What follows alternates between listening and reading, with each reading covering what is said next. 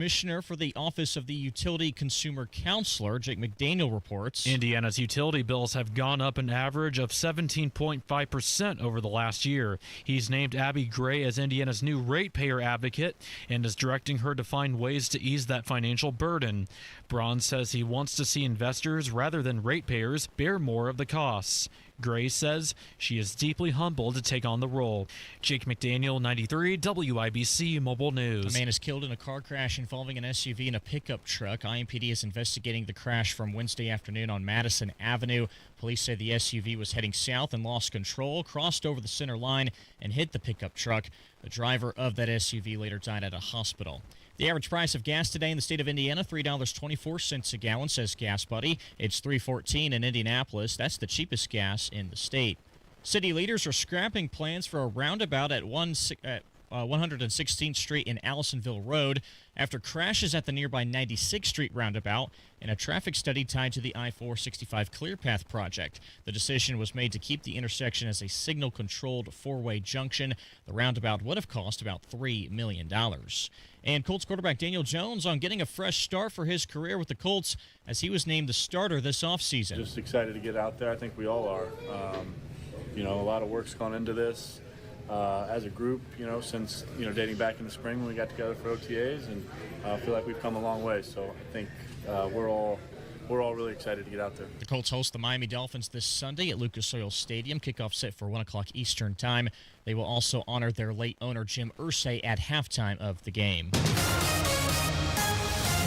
A check of traffic. Good morning, Matt Bear. Hey, Jarrett, looking at the northwest side crash, northbound 465. At the I-65 ramps, left lane is blocked and traffic is stop and go back to Crawfordsville Road. Traffic sponsored by Great Lakes Honda of Fishers. Honda of Fishers is now Great Lakes Honda of Fishers under new ownership. Visit them just off State Road 37 for special grand opening prices during their summer sales event. Great Lakes Honda of Fishers. I'm Matt Bear. Follow us for instant traffic updates at WIBC Traffic. Finding great candidates to hire can be like, well, trying to find a needle in a haystack, but not with ZipRecruiter. Its powerful technology actively finds and invites qualified candidates to apply to your job. So while other companies might deliver a lot of hay, ZipRecruiter finds you the needle in the haystack. See why 4 out of 5 employers who post a job on ZipRecruiter get a quality candidate within the first day. Try ZipRecruiter for free at ZipRecruiter.com/free. That's ZipRecruiter.com/free. Jeff Chapman here. Your home has a lot of systems. We cover them all. Heating, air conditioning, plumbing, drains, and now electrical. Remember the man for all seasons, and now more reasons. Chapman. ChapmanHeating.com. Drexel Interiors, the place to go for upgrading your kitchen, bath, or flooring. Schedule your free design consultation at DrexelIN.com or visit their showrooms today. Go where the pros go. This hour on 93 WIBC is powered by Kirby Heating and Air, your American Standard air dealer, serving Hendricks and surrounding counties.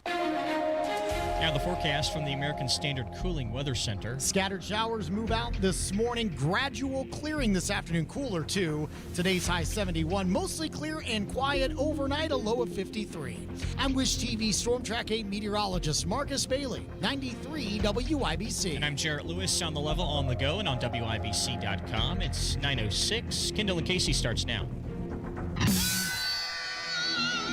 You're listening to Rob Kendall. When we talk about sending money somewhere, we're talking about printing the money because we have no money. And Casey Daniels. My government would never lie to me, would they? On 93 WIBC. Casey, I have a question.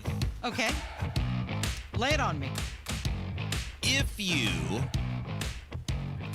against the objection of millions, decided to, I don't know, side with the utility monopoly. And I'm not saying this actually happened. I'm just saying let's just play this out together. Hypothetical. If you, not all that long ago, against the objection of millions, decided to side with the utility monopoly, and you knew it would be at the expense of everyone else, and then on top of that, your little merry band of uber-connected rich misfits decided to improve, I don't know, over $100 million in incentives for a data centers, plural, that will make the issue of power infinitely worse in this state.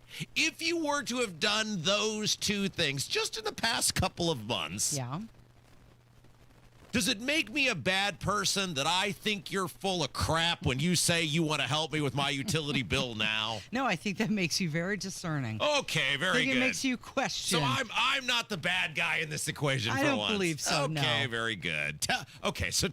So Braun, the governor.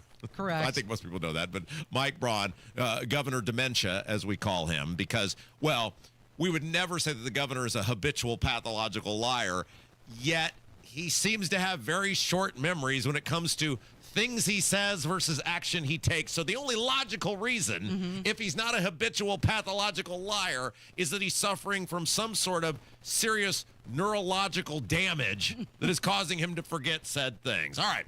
So earlier this year in the legislative session, the governor signed a bill that will result in all likelihood, massive rate increases for utility payers, because it now allows the utilities, which are monopolies, you can't shop your utility.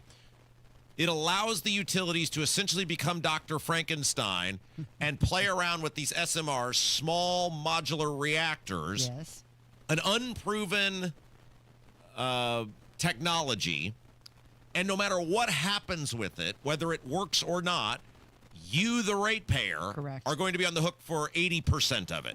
Okay, so he signed into law a bill that everybody acknowledges will, in all likelihood, result in massive rate increases to you, the consumer.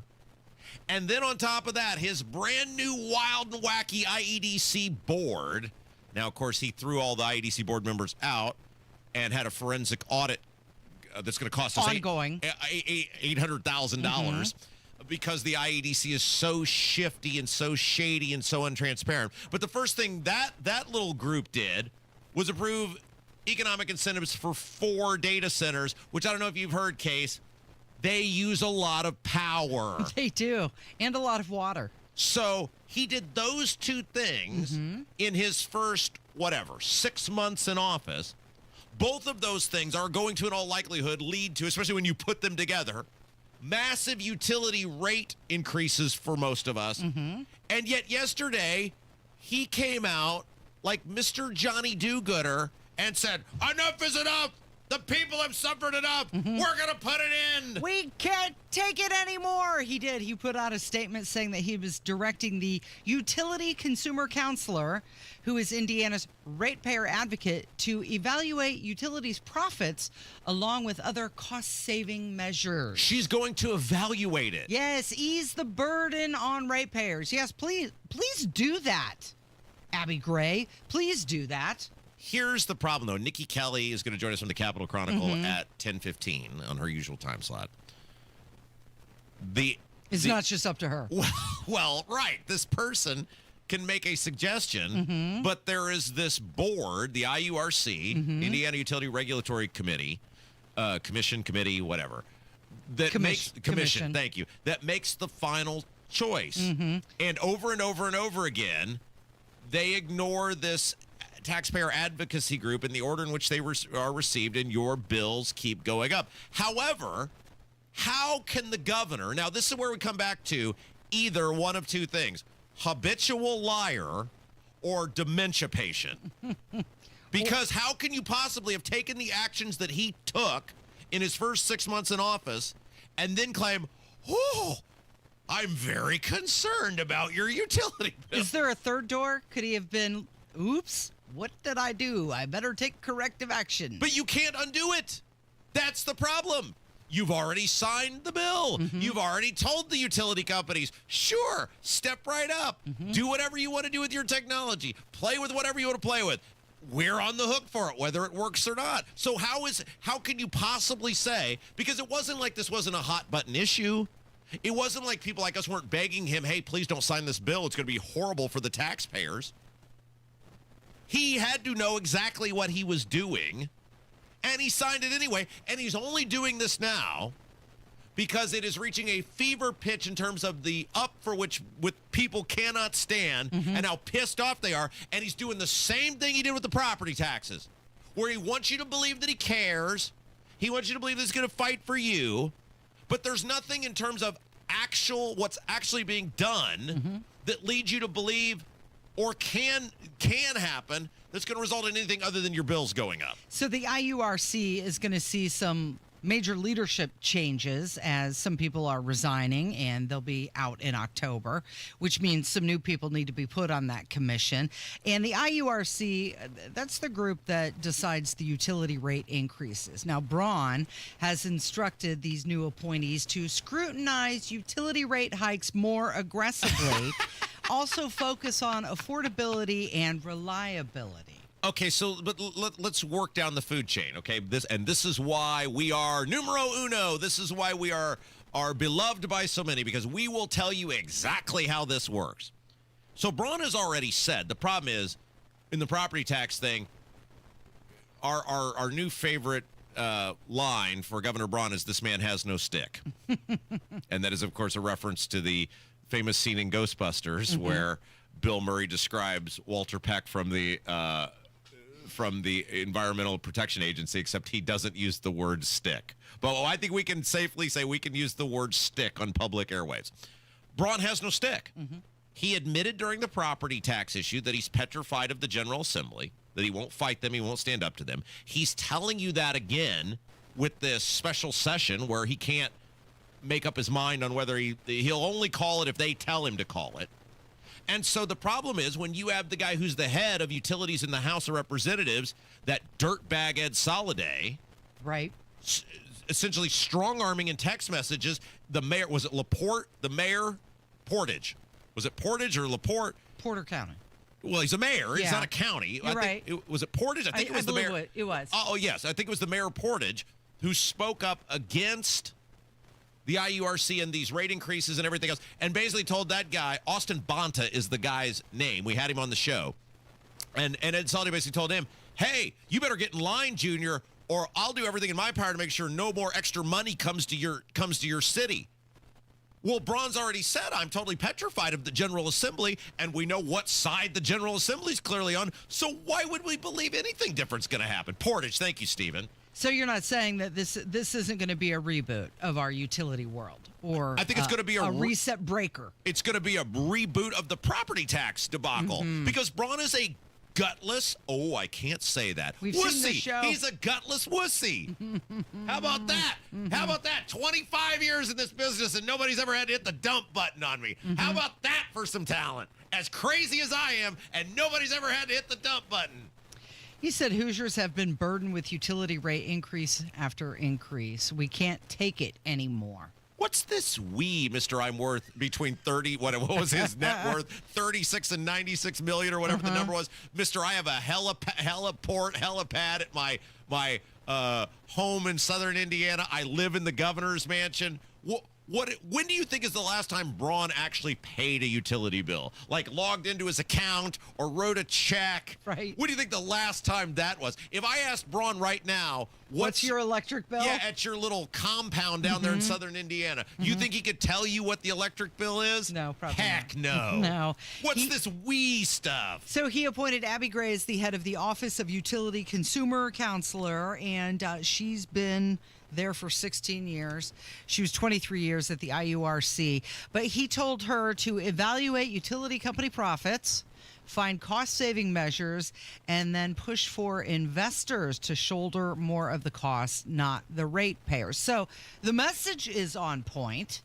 He's saying the right things, but at the end of the day, it's all about the execution. I want to hear that grease bucket Ed Soliday say it. When Ed Soliday says it, then I'll believe there might be some teeth to this. But until then, when the governor, and what other logical conclusion do we come to? When the governor admits he's petrified to take on the General Assembly, that he will not stand up to these people, and he said it twice on two big issues, property taxes and the redistricting, and you've got the leadership in the General Assembly saying, There, Governor Dementia. That's nice. You just sit in your seat, Grandpa, and we're going to tell you how it's going to go. And they've already said how it's going to go. Why would we think anything different is going to happen? And by the way, if the governor's people, if Josh Kelly and the people in the governor's office would like to come out and say the governor is not suffering from some neurological issue, he just lies that much, we'll accept that too.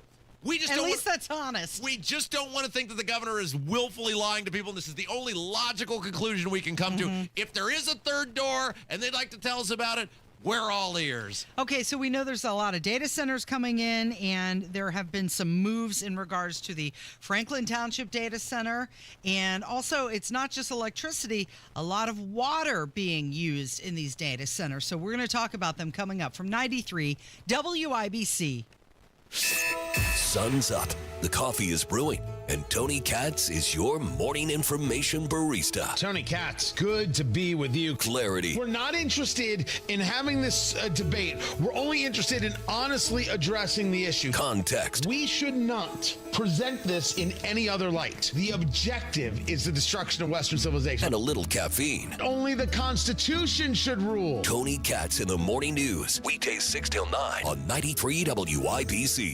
Do you have an idea for a book, fiction, nonfiction, or a children's book? We can help you put it together and bring it to market at Dorrance Publishing. We have thousands of testimonials from people just like you that we've helped get their books sold in stores and online. We've even got a service called The Writer's Coach. It's perfect for people that have a book idea in their head and they just need someone to help them put it on paper. Dorrance Book Publishing has been helping people just like you who have a book idea, written or not, for over 100 years. Imagine being counted among the most famous authors in the world with your very own book. Call right now and let us help you turn a book idea into reality. It's easier than you think. You just need a little help. Call us now. 800-879-4098.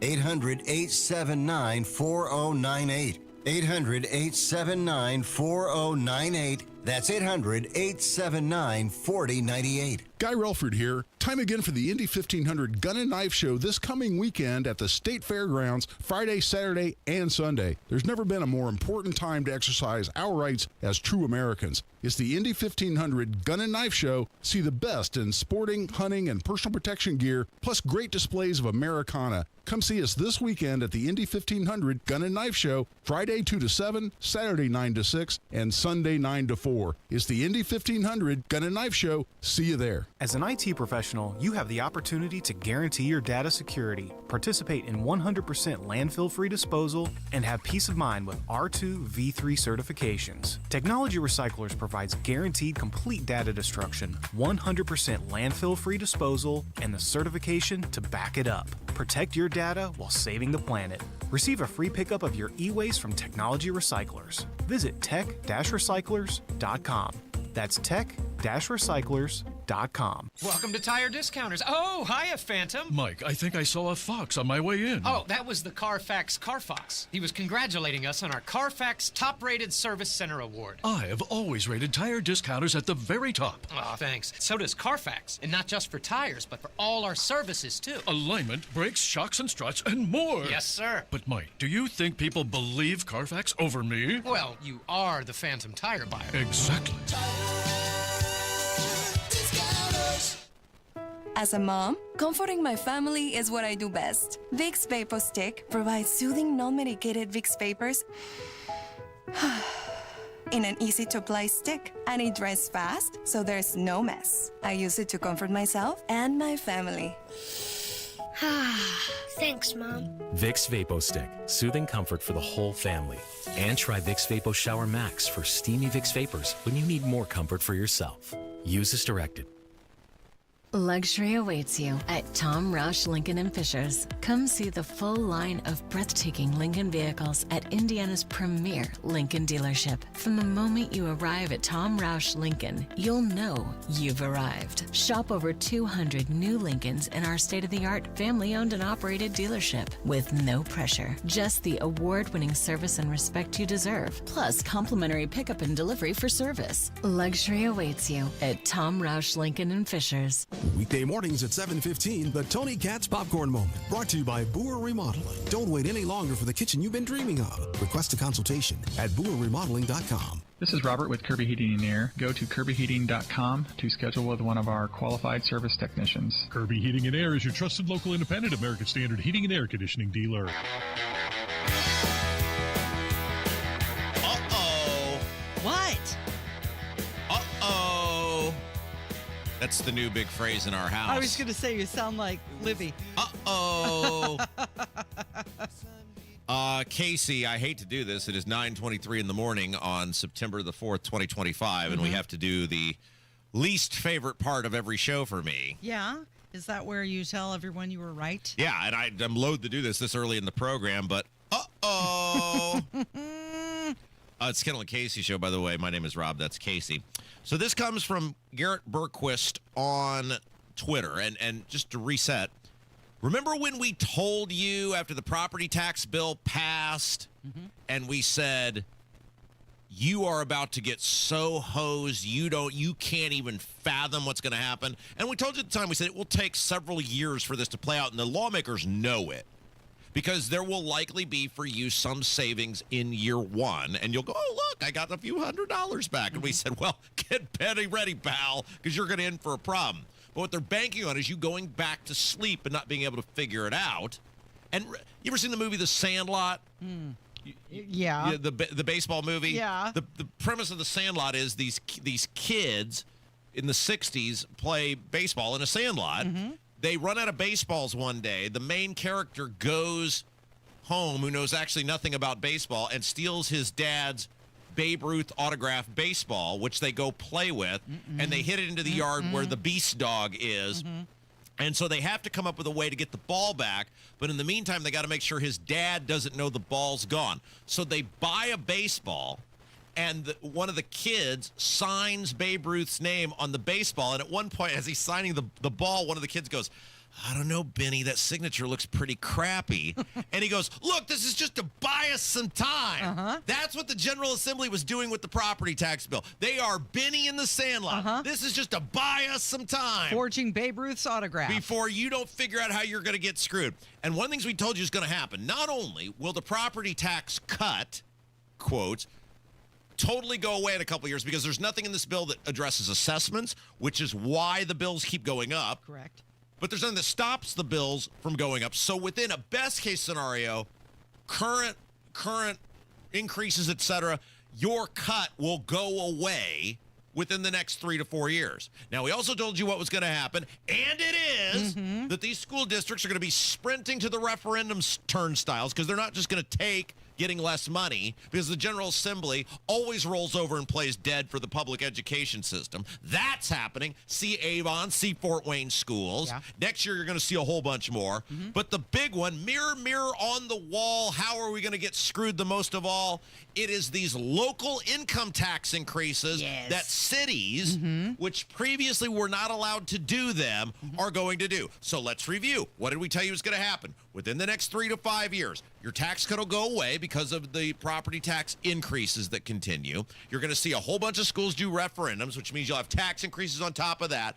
And you will pay this local income tax in a whole bunch of places you didn't pay before. Which brings me to, Casey, at 9:26 in the morning, my least favorite part of every show, another example of us proving how right we were. From Garrett Berquist from Wish TV on Twitter.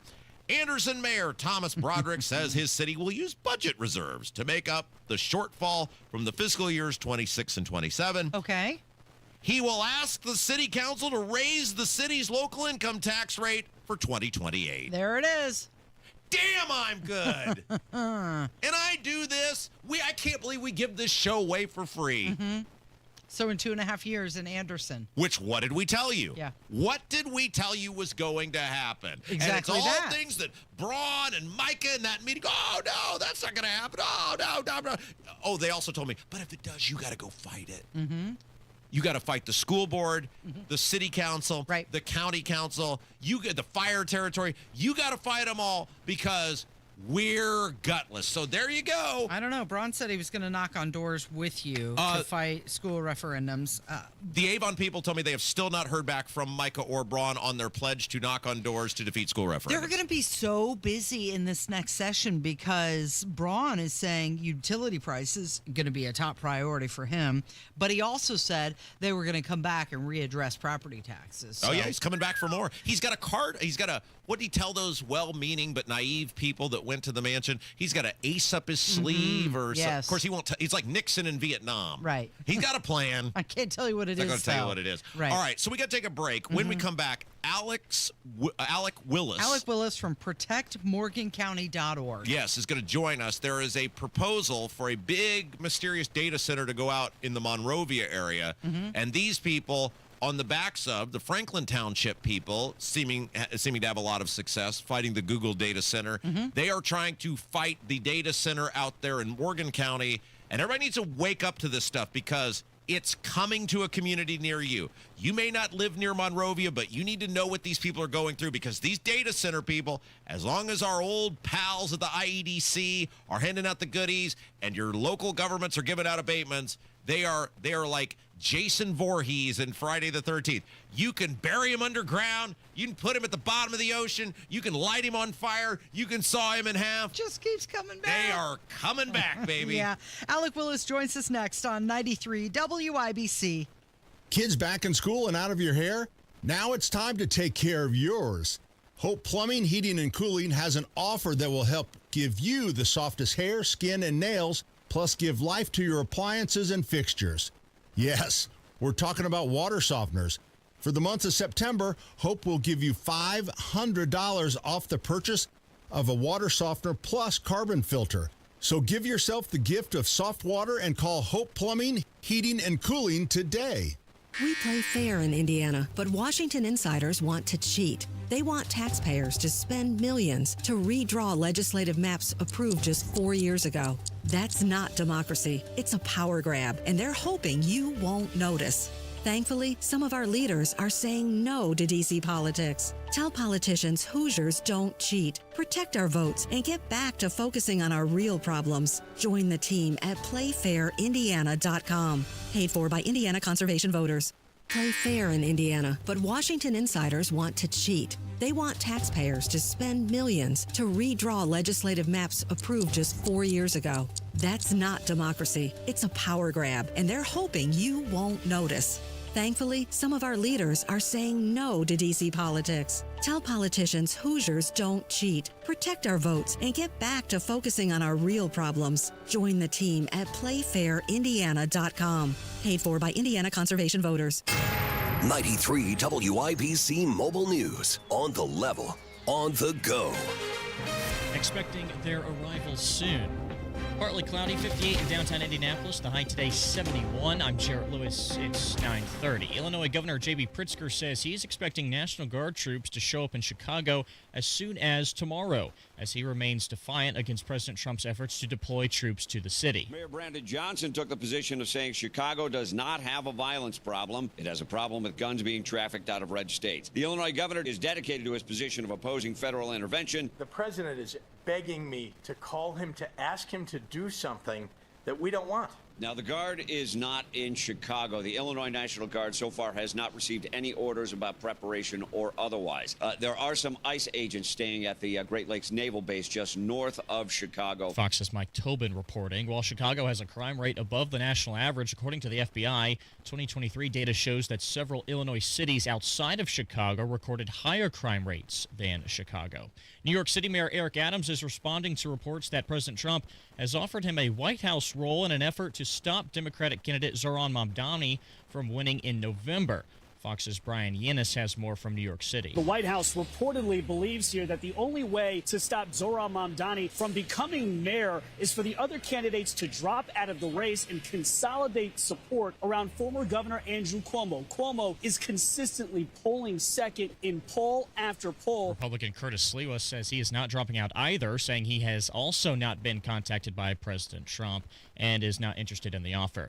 And HHS Secretary Robert F. Kennedy Jr. is set to testify on Capitol Hill today to defend his signature MAHA agenda. The hearing comes as Florida aims to scrap all vaccine mandates. And now your opening bell report on 93 WIBC, brought to you by Absolute Wealth Management. The Dow's down just 10 points, 45,271. The S&P 500 up 6 points, 6,448. And the NASDAQ in the green, 21 points to 23,414. I'm Jarrett Lewis on the level, on the go, and at WIBC.com. Inside Indiana Business Radio, the news you need to get ahead. Indiana's business news leader, weekdays at 6:32 a.m. and 5:56 p.m. on WIBC. Without an Advent clinic nearby, people suffering needlessly from chronic nasal congestion and sinus infections would be stuck with either Band-Aid or Sledgehammer solutions. Band-Aids are pills or nasal sprays, and they're not true solutions. Surgery is a sledgehammer, and that's what we're trying to avoid. Because most people don't need surgery for nose and sinus issues, nor do they want a 14-day recovery.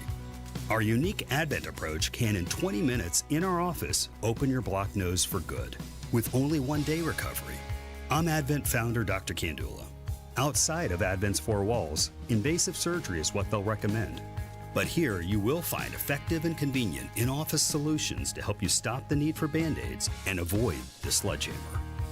Go to adventknows.com to schedule your appointment, because Advent knows when you breathe well, you live better.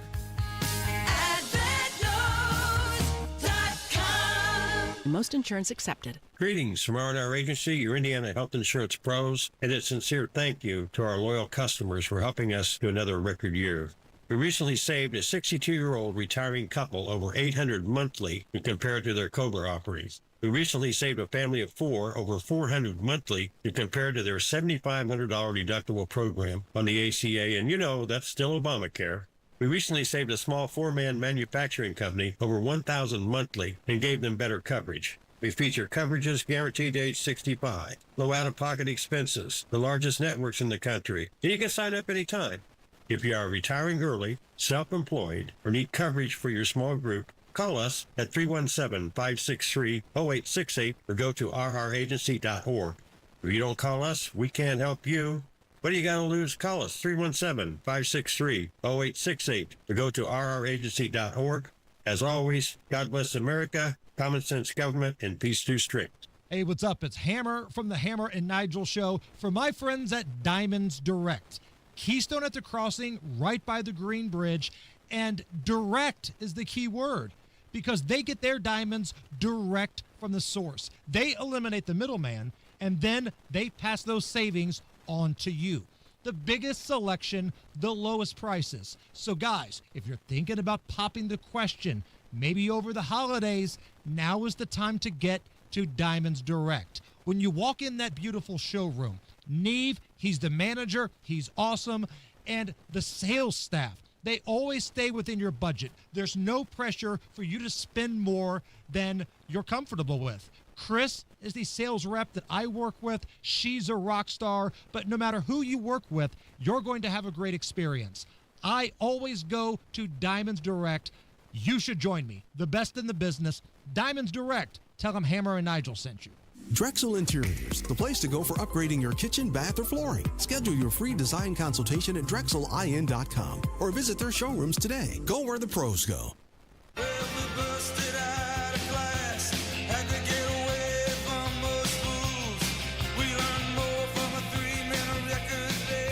Casey, I don't know if you're aware, but everybody's pretty pissed off about these data centers. There seem to be popping up all over the state. Now, of course, we've highlighted here recently, there's been a huge pushback in Indianapolis, Franklin Township, over this proposed Google data center. It looks like, at least right now, the citizens there may be defeating that measure to put that monstrosity there in Franklin Township. But these things are coming up all over the place. Yes, they are. And, you know, we opened our show today talking about the hypocrisy of the governor, who on one hand comes out and claims to be so concerned about utility costs. And yet one of the first actions of his new IEDC board was to approve incentives for these data centers, which are going to suck all this power, which will cause people's power bills to go up. It's a big shell game. But people everywhere are starting to catch on to these data centers, the potential harm they bring. And one of the areas where people are really organized, where they're really fighting back, is in Monrovia, where there's a proposed data center out there. And joining us on the WIBC hotline to talk about their experience. Because, look, this is coming to a community near you. You need to know how to organize. You need to know how to fight back against these things,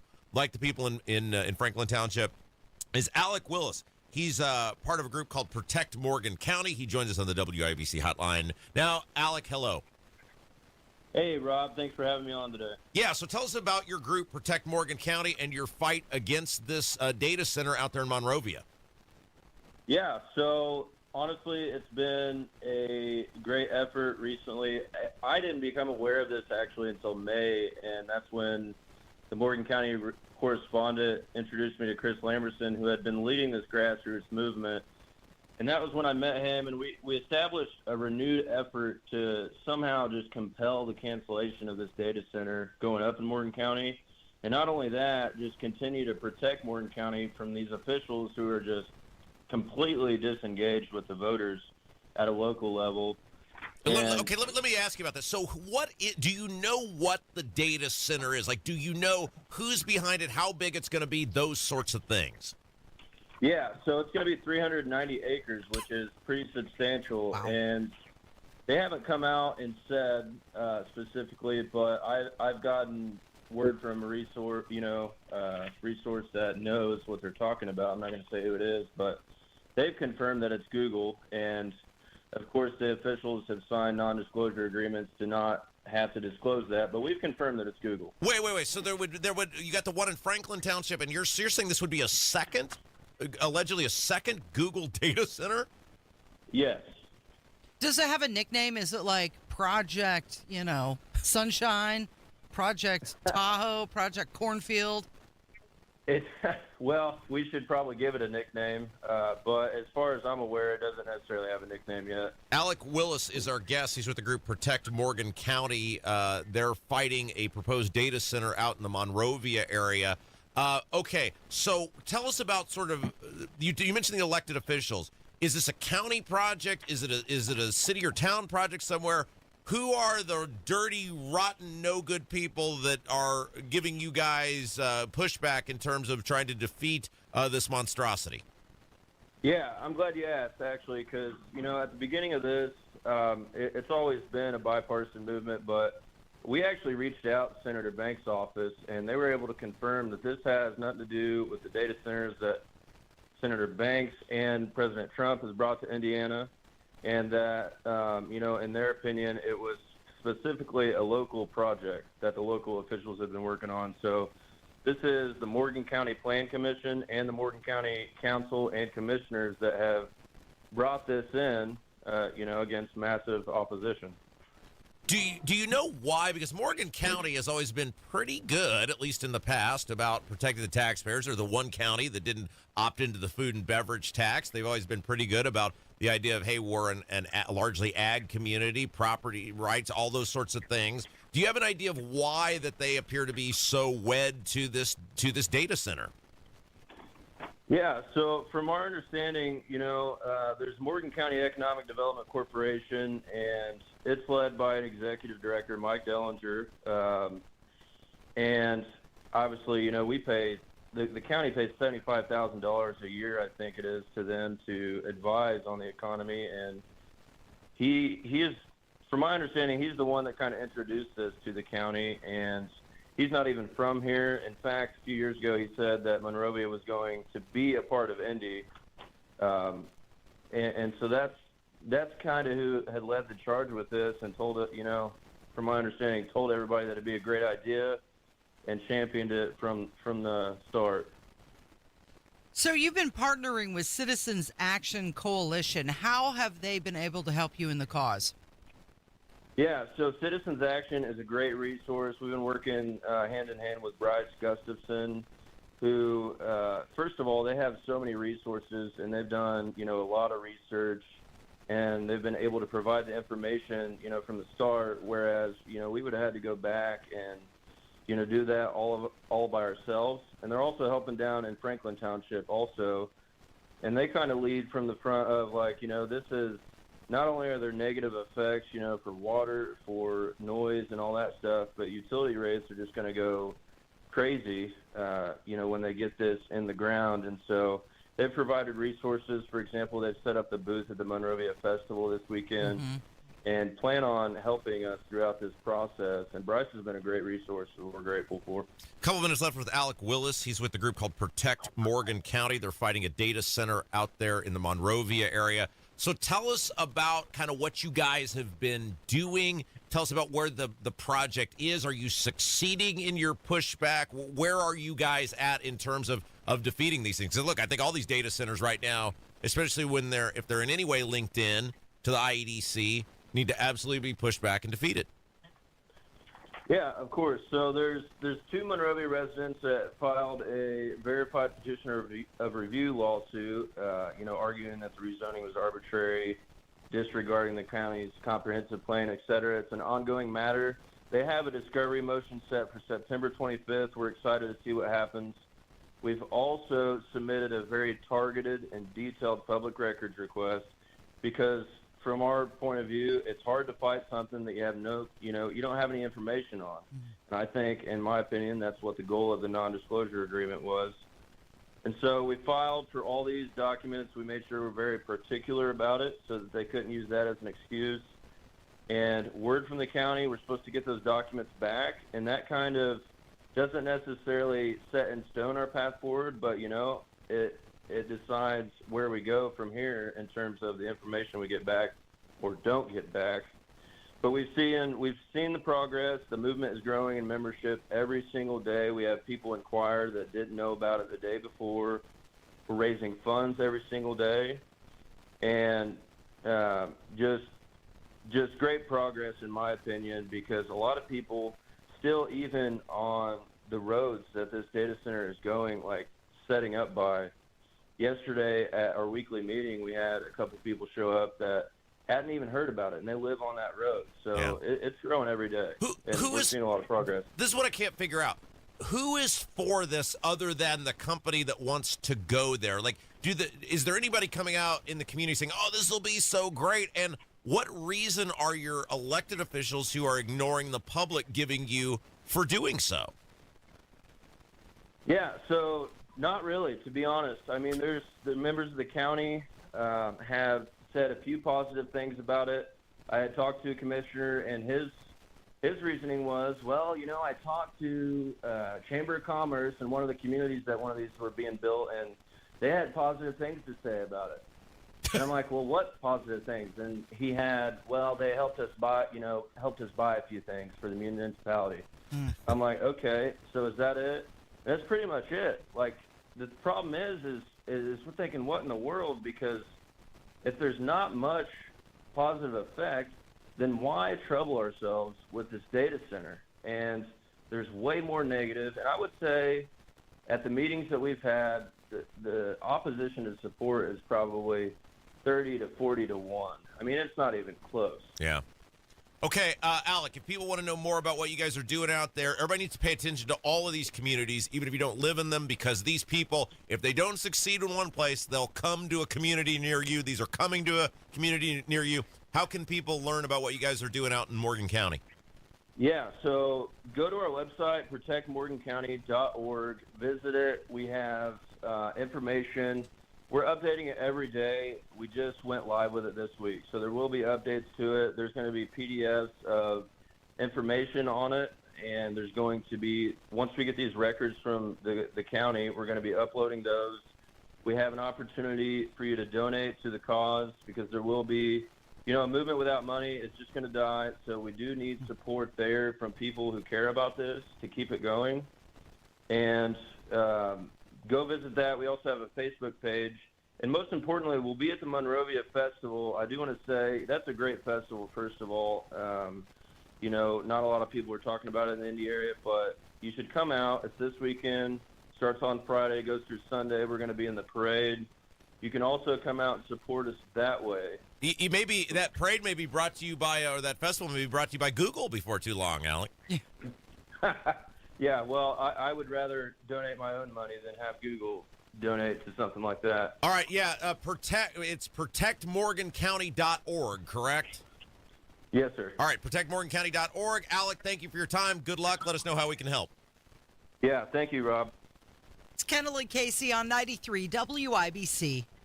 Coming up on Tony Katz today, it seems America's going to keep blowing up drug boats from Venezuela. Cool. That's after the news at noon on 93 WIBC. Greetings from R&R Agency, your Indiana health insurance pros, and a sincere thank you to our loyal customers for helping us to another record year.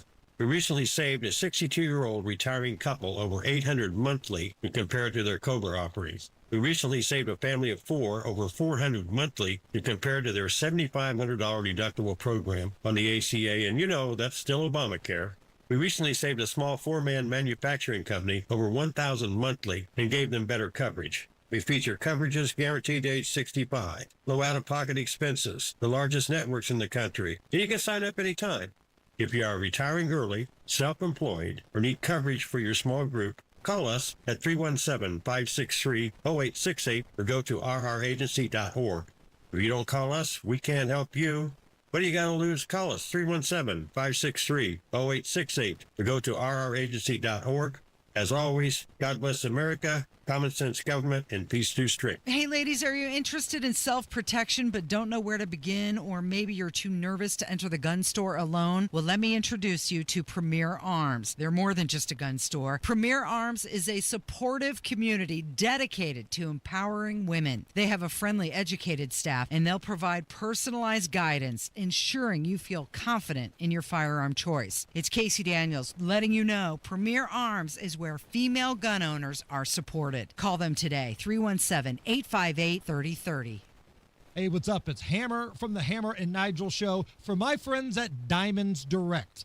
Keystone at the crossing, right by the Green Bridge, and direct is the key word because they get their diamonds direct from the source. They eliminate the middleman, and then they pass those savings on to you. The biggest selection, the lowest prices. So guys, if you're thinking about popping the question, maybe over the holidays, now is the time to get to Diamonds Direct. When you walk in that beautiful showroom, Neve, he's the manager, he's awesome, and the sales staff, they always stay within your budget. There's no pressure for you to spend more than you're comfortable with. Chris is the sales rep that I work with. She's a rock star, but no matter who you work with, you're going to have a great experience. I always go to Diamonds Direct. You should join me. The best in the business, Diamonds Direct. Tell them Hammer and Nigel sent you. From military life to a rewarding career in IT, kickstart your new journey in a matter of months in the fields of IT and cybersecurity, including AI. Learn more at mycomputercareer.edu/CWP. Financial aid is available for qualified students, including VA benefits. Get ready for the Colts Ultimate Tailgate, Sunday, September 7th at 9:30 a.m. We're kicking things off at Slippery Noodle. Start game day with WIBC. Drink specials, games, prizes, and more. Don't miss the party before the party with Neutral and Jack Daniels. Details at WIBC.com. Casey, I have spent much of my week putting puzzles together. Oh, yeah? Well, I mean, you're aware of some of the things I've been doing. Yes. But one of the things that I just find a big piece. Well, there's I'm putting together like 5 puzzles at the same time, and sometimes a law enforcement agency might do if they're working on 5 or 6 cases. They'll work on something for a few days. And then put that one aside and then move on to something else. Right. Yeah. And it doesn't mean they're not working on it just because there's no developments. It just means you got all the irons in the fire, right? So last night I was contacted by a very high-ranking Indiana Republican. Okay. This is a person in all the circles, has very prestigious titles and positions, and yes. When they contacted you, did you know who they were? Because I know you don't put names in your phone. Yeah, look, this is the thing, and we say this all the time. We get this stuff right and first a lot of times in the State House because we got sources everywhere. And there's a whole bunch of people who can't stand the people that they work with or work for in that State House. Right. And they are more than willing, as long as they shall remain anonymous, to give information. And so we started talking last night about the behavior related to redistricting. And this person said, because obviously we have asked the question, what is in it for these lawmakers? Clearly the constituents are not clamoring for this. No, there's been no lawmaker come forward and go, oh, overwhelmingly, they're beating down my doors. We do know there's a large chance of potential political fallout. I was just thinking more people want legalized marijuana in the state than redistricting. Well, sure, right? They're not calling a special session for your utility bills or property tax or any of that stuff, right? So we said, what is the logical, what possible reason? They can't be that afraid of Charlie Kirk. It can't be that Craig Howard is that big of a gutless coward. Haggard. Who'd I say? Howard. Craig Haggard. Yes, Craig Haggard. If your name is Craig Howard, I'm sure you're a wonderful person. Craig Haggard, state rep from Morgan County, that he's that big of a gutless coward that he's afraid of Charlie Kirk. And this person said, no, you don't understand what's going on. And I said, well, tell me more. Please. And what this person Explain it told to me, me, and this is unbelievable. First of all, it's unbelievably, one, it's ridiculous it's going on, but two, it's laughable that these lawmakers they don't see through things. This person said the Trump administration, the reason this thing won't go away despite nobody wanting it, is the Trump, as they described them, the Trump people. Yeah. It's like the guys on the X-Files. You know, you didn't know what group. They were just a member of a group. You didn't know their real identities. The Trump people are leading these lawmakers to believe that if they don't follow through on their bidding with this redistricting stuff, that they will withhold federal money to the state of Indiana. What? I'm shocked and surprised somebody told you that last night on the phone. Who was it? I believe somebody in the studio said that exact same thing yesterday. It was you, Ray. That's right. It was you. That's right. You have said this for a while now. So I said that yesterday, and it was confirmed via a high-ranking Republican last night to you. Yes, Yeah. and they said at the local level, they're not seeing support for this. The leadership is not supportive of this. But these lawmakers are... Now, think about what this says about Trump. If you don't engage in a wholly political act, there's no reason to redistrict Indiana. There's no population surge. There's nothing. If you don't engage, it really tells you a lot about Donald Trump and the people around him, if indeed this is true. If you don't engage in a wholly political act, we will punish you by withholding money to a red state. Maybe that's where Ed Soliday learned the trick. A state that has always supported Trump, has always stood behind him. Hell, he picked his vice president last time from here. And yet, these people are so ridiculous. Now, this is where the lawmakers got to grow a pair and say, do it. Then do it. We're not going to rig our election system because you can't win an election, Mr. President. Why don't you govern better? But that's what's going on out there. That is exactly what's going on. These lawmakers, nobody wants it.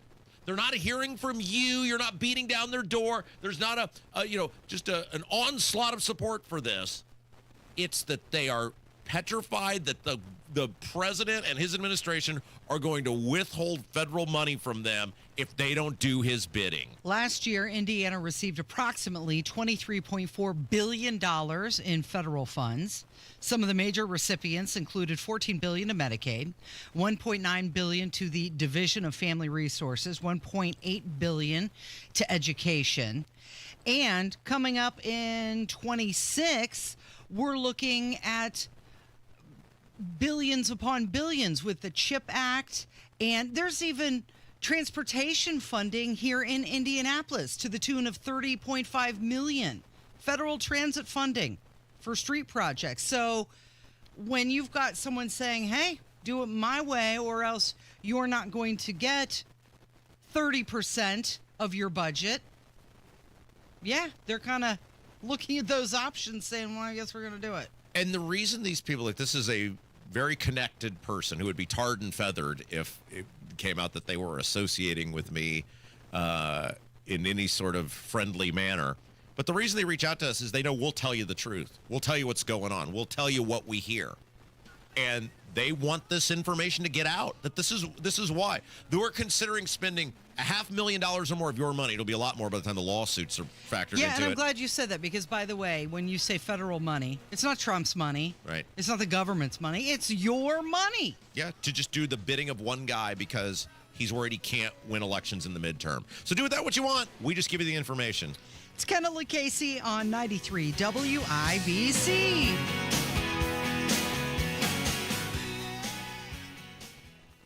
When it comes to retirement, it's not just what you've saved, it's what you keep that matters.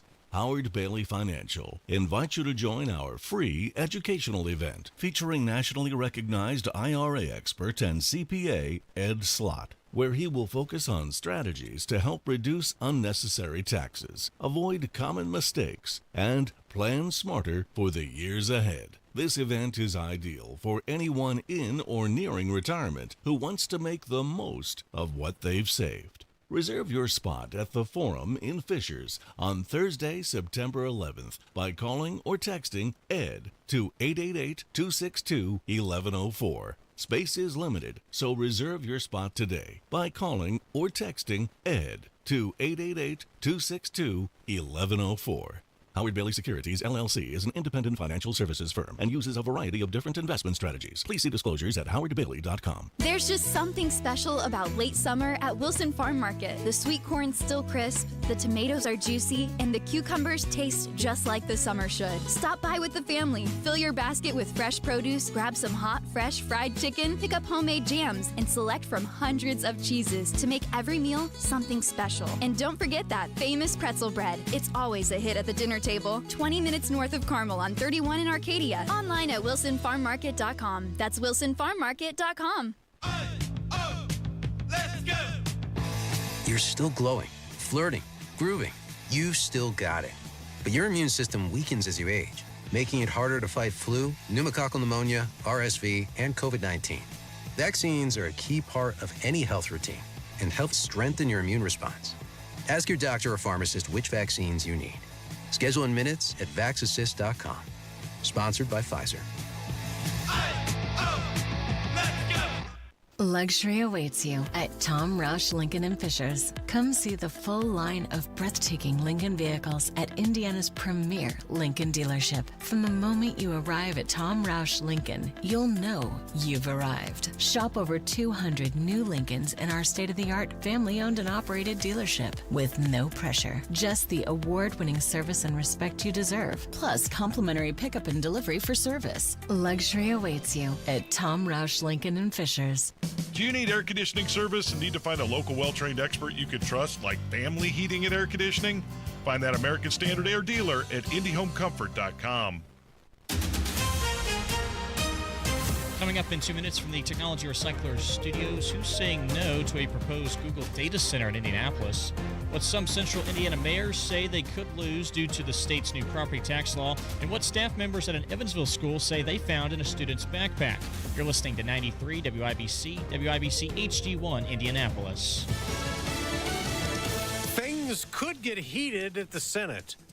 I'm Dave Anthony, Fox News, and Robert F. Kennedy Jr. gets questioned at a hearing about to start as the Health and Human Services Secretary faces scrutiny over his vaccine skepticism and HHS policy changes and restructurings like the controversial firing of the CDC director last month. Secretary Kennedy is going to go in there today, talk about that choice for the American people of status quo versus reform. White House advisor Callie Means also tells Fox the CDC has overseen a Chernobyl-level failure with their COVID response and what's happening to child chronic disease. They receive an F on their goal of controlling disease. While Democrats have been highly critical of Kennedy and are urging President Trump to replace him, Democratic Senator Ron Wyden wrote in a letter that Kennedy has left a number of inquiries for information unanswered.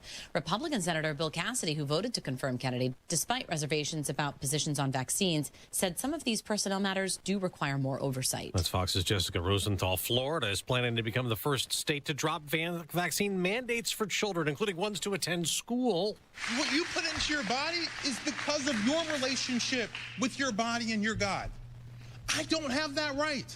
Government does not have that right. State Surgeon General Dr. Joseph Ladapo. Critics of the plan call it dangerous and undermining public health. Ukraine's President Volodymyr Zelensky is in France, where he's met with European allies, leading a coalition working out security guarantees for Ukraine once the war with Russia ends. There are reports they talked to President Trump afterward. He's also supposed to have a call with Zelensky this morning, the day after saying this about the war. What a mess! What a bloody mess! It's going to get done one way or the other, but they have to stop killing all of these souls. Their souls. President Trump also plans more talks in the coming days with Russian leader Vladimir Putin. A fashion icon is being mourned. Italian designer Giorgio Armani has died at the age of 91. America's listening to Fox News. 93 WIBC Mobile News. On the level, on the go. Voicing their opposition.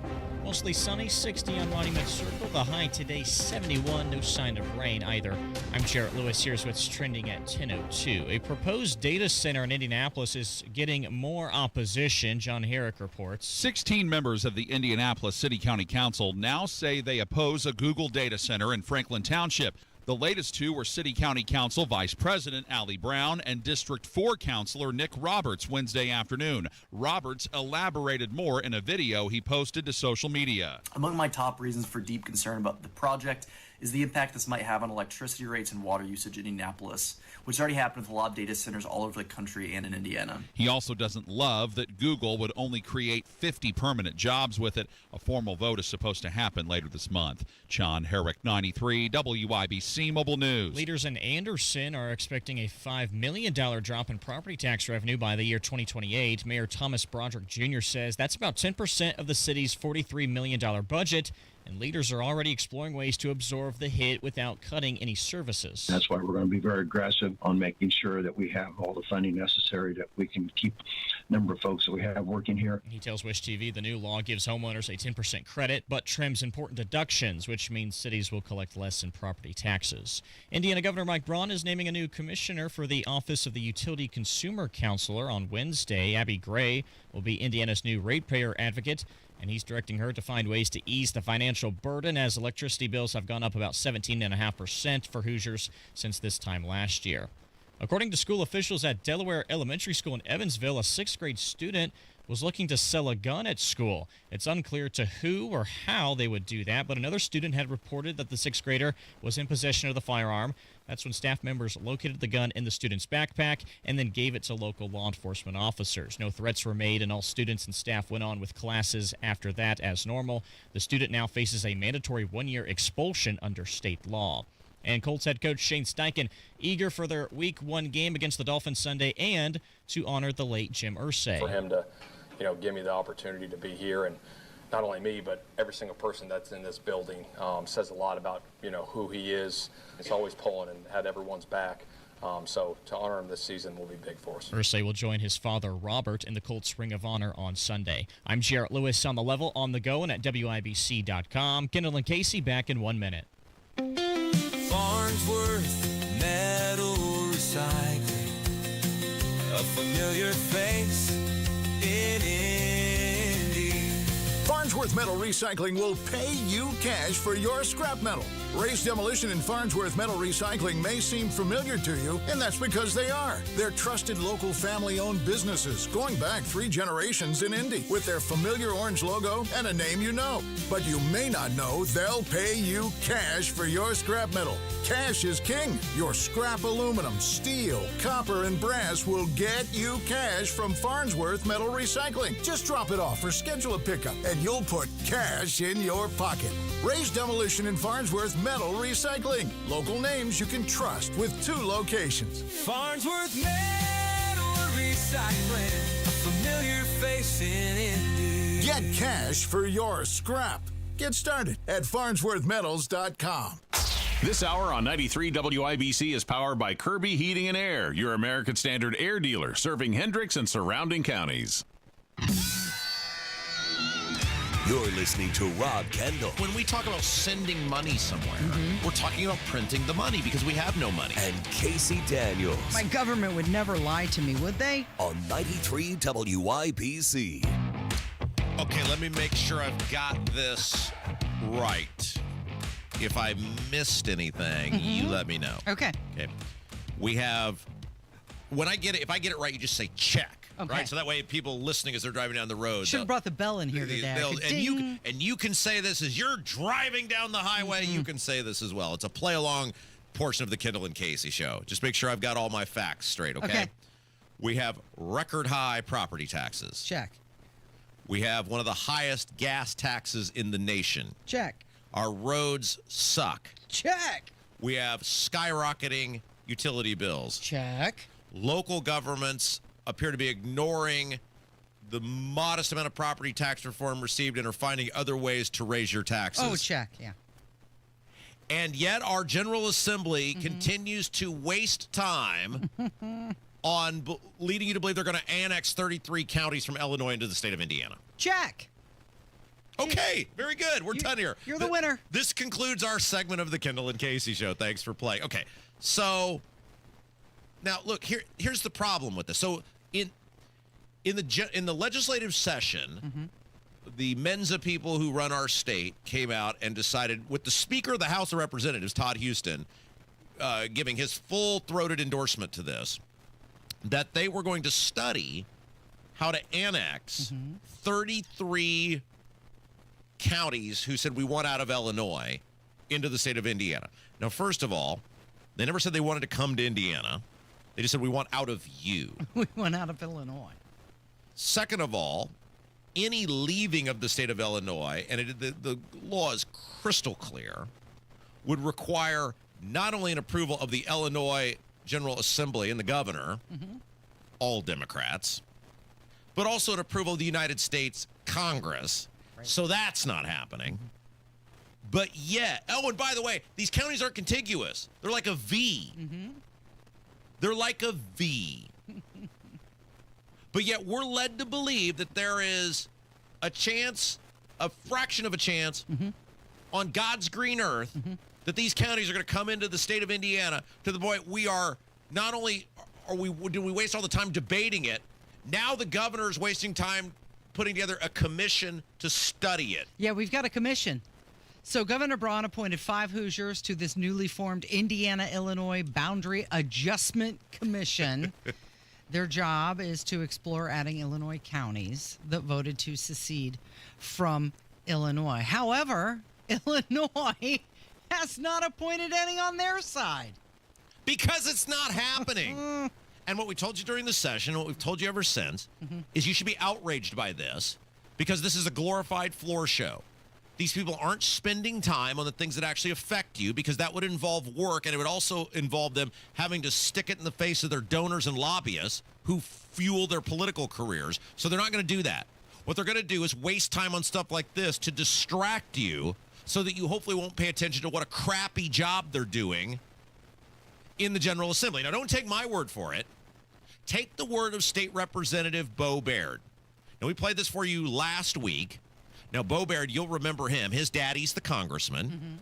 He's the guy who got the OWI when he was running for State House. Yes. But conveniently, while his dad was a sitting member of the Indiana General Assembly and also the Republican nominee for Congress, conveniently for Trust Fund Baby, there were multiple clerical errors in the system, including his name and his address. And nobody knew that Trust Fund Baby got this OWI, and he was able to run for State House with nobody knowing. And for, what has it been, 7 years now? Trust Fund kid. Didn't have to face it. Didn't have to own up to it. And then when we called him out, and we gave him multiple days when we finally put it all together, we gave him multiple days to fess up and tell the truth, and he refused to, so we had to break the story. And then remember the statement he sent to us was as though, even though he's old, I think he's older than me, so he would have been in his mid to late 30s at the time, he presented himself as some struggling college student who made, like he was 22 years old, who made a bad choice. No, sir, you're an entitled trust fund kid who believes the rules don't apply to you, and thus, well, and you got away with it. He was right. Had an up in for those meddling kids. So anyway, Trust Fund Baby, who has relied on his daddy for everything, went on, and he is still a state rep from Putnam County. Trust Fund Baby went on Breitbart and admitted he stooged on himself and admitted this is all a big joke. We actually had legislation this last session that created a pathway for counties in Illinois to leave and join Indiana. What? Now, will that happen? No, because, we had legislation that created a pathway, but it really just created a commission that we have to approve, the Illinois legislature has to approve, and then Congress has to approve. But what it allowed us to do was, I think we had 3 articles in the Wall Street Journal about why Indiana is a better state to live in than Illinois, and why so many people from Chicago are leaving to come to Illinois and trying to leave the policies of a state like Illinois. Okay, so he admitted it's not happening, right? Just Kev, can you just play like the first 5 seconds just to make sure nobody thinks that I made up what Trust Fund Baby said? We actually had legislation this last session that created a pathway for counties in Illinois to leave and join Indiana. What? Now, will that happen? No. Okay, stop. Will that happen? No. He's talking about House Enrolled Act 1008. Yeah. It's a colossal waste of time. Yeah. They're wasting, but it's not just they're wasting time, they're wasting your resources. They're using your resources. This guy stooged on himself. I don't know if he didn't think we were going to get it or what. The audio, I don't know. But he freely admits this is a big joke. Yeah. They're doing this so that they get articles written about them. That's it. They're using your resources, your money that you earn actually working a job, because you don't get to be a trust fund baby and the son of a congressman and the son of a state rep. Do you get the convenient multiple clerical errors in the system so nobody knows if you get an OWI? Yeah, no. No, this guy admits that, this is all a big joke. Right. It's all funny. They got articles. Hey, how about we have a big joke about the utility bills trust fund baby? How about we have a big joke, a big fun about the property tax bills trust fund baby? How about we have a big joke and a big fun about the gas tax trust fund baby? Why don't we have some fun with that and actually help some people? Okay, so they have appointed 5 people, all Republicans. There has to be 6, and it's got to be a Democrat to satisfy the law's bipartisan requirement. And they're going to name that Democrat later. So this is very much like you're like setting the dinner table for a guest who never agreed to come over, and then you hope that they bring snacks and pay rent. But this guy's admitting what they're doing. They're not even optimistic that it would actually happen. It's one thing to do something, go, okay, that's stupid. No, we believe it. He admitted it's not happening. Yeah. And it's all fun and games to these people in the General Assembly. Why? Because their paychecks keep showing up. The money that they get keeps showing up.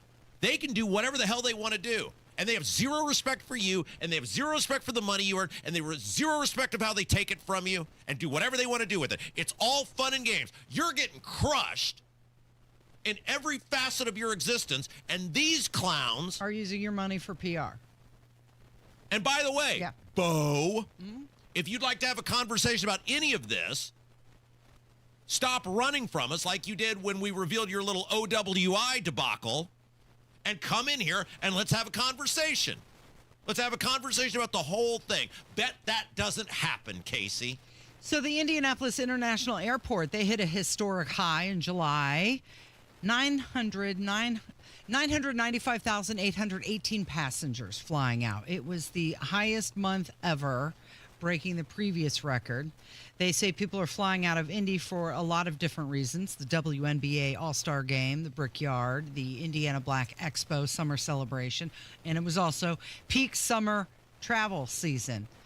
The airport has 49 nonstop destinations, including the one to Dublin, and it's just been a double-digit growth. Now, you asked the question about the layover before. Oh, yeah. And we had somebody who answered the question. Yes, this guy was He's a pilot. And he told me, okay, I'll Did you find it? Yeah, I got it. I have it if you don't. Okay. Do you want to read it? Yeah. Okay. I'll read it. It's Peter is the guy's name. Yeah. Okay. He says, "Hey, Rob, you and I have some similarities and some differences. I'm also OCD, and I can't stand Republicans who spend all my money on their version of fiscal responsibility. But the difference is I'm an airline pilot. Oh? If you need a guy in this department, I'm your man. As far as the airline not waiting on connecting flights, it comes down to making angry the least amount of people." Oh, you can say that. Can I say that word? Yes, you could say that. It comes down to pissing off the least amount of people. Every delay delays more people, and downhill it goes until everyone is hosed, and you get that crazy, lazy filming the latest viral TikTok video. The planes run multiple legs a day. The biggest priority is to have the plane in the right place in the morning to get back on track for the next day and get a fresh start. So what he's saying is, because we had talked about There was you have a connecting flight. Right. There was a guy on your flight, your flight from hell to Baltimore, who, because of a delay on the plane's fault, right? Yeah. Like everybody was on there, right time, ready to go, and there was some mechanical issue or whatever. He was going to miss his connecting flight. And I said, how is that a thing that if the airline knows that somebody is in trouble of some sort, like trouble in the sense of like their Missing flight is delayed. Why don't they wait? Why don't they wait? And I said, I can't believe that you pay for a flight. You did nothing wrong. You're in the right place. It's not like you overslept or didn't get to the airport on time, and they'll just leave without you. And I said, how could that be a thing? And it appears it is a thing. Yeah, he's saying, well, the goal is to make angry the least amount of people. You know where you never miss a connecting flight? Where? If you don't fly. Oh, if you just get in your car and drive. All right, Nikki Kelly's going to be with us next from the Capitol Chronicle. We'll talk about the Braun's big announcement on related to utility bills, about this new advocate for your utility bills. It's Utility Palooza with Nikki Kelly when we come back. It's Kendall Casey on 93 WIBC. Hammer and Nigel. The state of Texas can require voter ID for mail-in ballots. It's not required already. But Joe Biden got 82 million legal votes, Nigel. If you think otherwise, you might as well put the tinfoil hat on, okay? I don't think it's asking too much to have some sort of proof that you're a legal citizen in your mail-in ballot. Find a way. Hammer and Nigel, weekdays 3 till 7 on 93 WIBC and WIBC.com. Guy Relford here. Time again for the Indy 1500 Gun and Knife Show this coming weekend at the State Fairgrounds, Friday, Saturday, and Sunday. There's never been a more important time to exercise our rights as true Americans. It's the Indy 1500 Gun and Knife Show. See the best in sporting, hunting, and personal protection gear, plus great displays of Americana. Come see us this weekend at the Indy 1500 Gun and Knife Show, Friday 2 to 7, Saturday 9 to 6, and Sunday 9 to 4. It's the Indy 1500 Gun and Knife Show. See you there. Hello, I'm Joe Cordell, founder of Cordell & Cordell. Divorce is complicated, especially when your small business or professional practice is involved. At Cordell & Cordell, we understand that these assets raise unique valuation and allocation issues. For 35 years, we've helped doctors, lawyers, and small business owners navigate divorce with confidence. Call us at Cordell & Cordell. Let me tell you, I understand on a personal level, your business is much more than a job. It's your legacy. 101 West Ohio, Indianapolis. CordellCordell.com. Take the work out of fall cleanup this year at Quality Supply and Tool, where there's a huge Milwaukee Power Tool sale going on until November 2nd while supplies last. Buy the M18 fuel edger, hedge trimmer, pole saw, or pruning shears, and get the M18 Red Lithium XE5 battery free. That's a $169 value. Quality Supply and Tool also has big savings on M18 fuel handheld and backpack blowers, plus 16 and 20-inch battery chainsaws.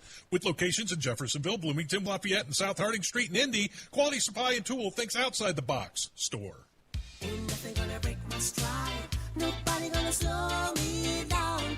Don't let pneumococcal pneumonia break your stride. If you're 50 or older, you're at increased risk. So be proactive with Capvaxive pneumococcal 21-valent conjugate vaccine to help protect against invasive pneumococcal disease and pneumonia caused by certain types of pneumococcal bacteria. Capvaxive helps protect against the strains of bacteria that cause about 30% more IPD cases than any other pneumococcal conjugate vaccine in adults over 50, according to national-level CDC stats. Regional variations may exist. Don't get Capvaxive if you're allergic to the vaccine or its ingredients. Tell your doctor if you have a weakened immune system. Common side effects include injection site reactions, feeling tired, headache, muscle aches, and fever. Capvaxive does not protect against all strains. For more information, call 1-800-927-8888 or visit capvaxive.com. Ask your doctor or pharmacist about Capvaxive. Need help paying for your Merck vaccine? Visit merckhelps.com. Sponsored by Merck. Drexel Interiors, the place to go for upgrading your kitchen, bath, or flooring. Schedule your free design consultation at drexelin.com or visit their showrooms today. Go where the pros go. I was raised on the radio. Raised on the radio. Just an all-American. Hey, Casey, I know we touched on this earlier, but have you heard the good news? What's that? There's a new person that's in charge of trying to ensure we get screwed less on our utility bills. A new utility consumer counselor? Is that what you're talking about? You know, when I was a small boy, that's what I desired to be, a utility consumer counselor. Supposed to be Indiana's ratepayer advocate. Yeah. Do you think this person will be advocating for us. The I hope last so. guy hasn't been doing so well. Let's find out about this person and how they're going to help us. Joining us on the WIBC hotline, she's one of the best in the business, Nikki Kelly from the Indiana Capital Chronicle. Nikki Kelly, hello. Good morning. All right, so tell us about this new person that is supposed to make all my wildest utility dreams come true as a ratepayer. Look, so I think the OUCC, the Office of Utility Consumer Counselor, has been advocating for ratepayers for years. The problem is that the people actually making the decisions, the commission members, have been ignoring them. So, we're going to get someone new on the counselor side, but we're also going to get 3 new IURC members who are the ones making the decisions, including the chairman. I think that's where the bigger effect will be for ratepayers. Okay, so it's sort of like this person who was there before, this lady that's there now, Abby Gray, right? That's her name. Yes. The Bill Fine, was that the guy's name that was there before? Is that right? Yep. Okay. You're telling me he was advocating on my behalf. He was just being ignored in the order in which he was received? Yes. Oh. Yes. I mean, they basically submit, if you go through a rate case, they submit all kinds of stuff, fighting against these major rate increases. And it has become like a little game in recent years where utilities ask for kind of the moon, and then they know it'll get shot down a little. They'll curb it a little, to make it look good, but then they approve still a big rate increase. So, like I said, I think Abby Gray, I have friends who know her well, say she's fantastic and will do great, but I think the bigger change will be the actual Utility Regulatory Commission members.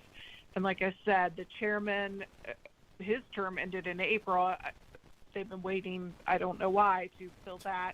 And now 2 other people are resigning in October. So that would give them a pretty big change to be able to actually vote no against these increases. Nikki Kelly from the Capital Chronicle is our guest. We're talking about the latest with energy policy. So help me square this, because nobody is more level-headed than you. We should do something together sometime, Nikki Kelly. We'll be like a wild odd couple, because you're the most level-headed person and I'm the most insane person. Braun comes out with this big statement about energy bills, and he's going to do something, and we can't pay anymore. Here's my problem. Everything he did legislatively or from the power of his pen in his first 7 to 8 months would support the bills going up, i.e. the incentives for the 4 new data centers that'll use all the power, the ability for the utilities to get reimbursed all this money when they Dr. Frankenstein, the new, energy initiatives. Like, all of this stuff means the bills will probably be going up, but then he claims he's very concerned about the price of my bills. Help me make sense of all of this. Well, I think he and lawmakers are seeing, a fork in the road. And, everywhere I'm going, people are talking about utility prices, not anything else. And so I think,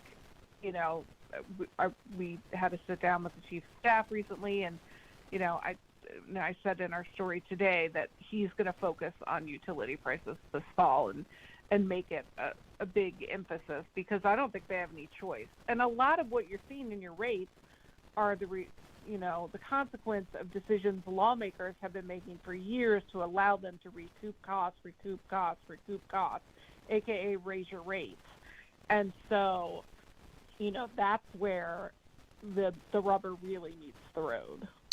Okay, so you think if you had had a little crystal ball there at your Capital Chronicle compound, they will take action on this? This will be a bunch of lip service? What do you foresee being the future of utility rates in the state of Indiana? Because I don't see how they're going to do anything but raise rates, given the legislation they just signed into law and all these data center initiatives they keep approving.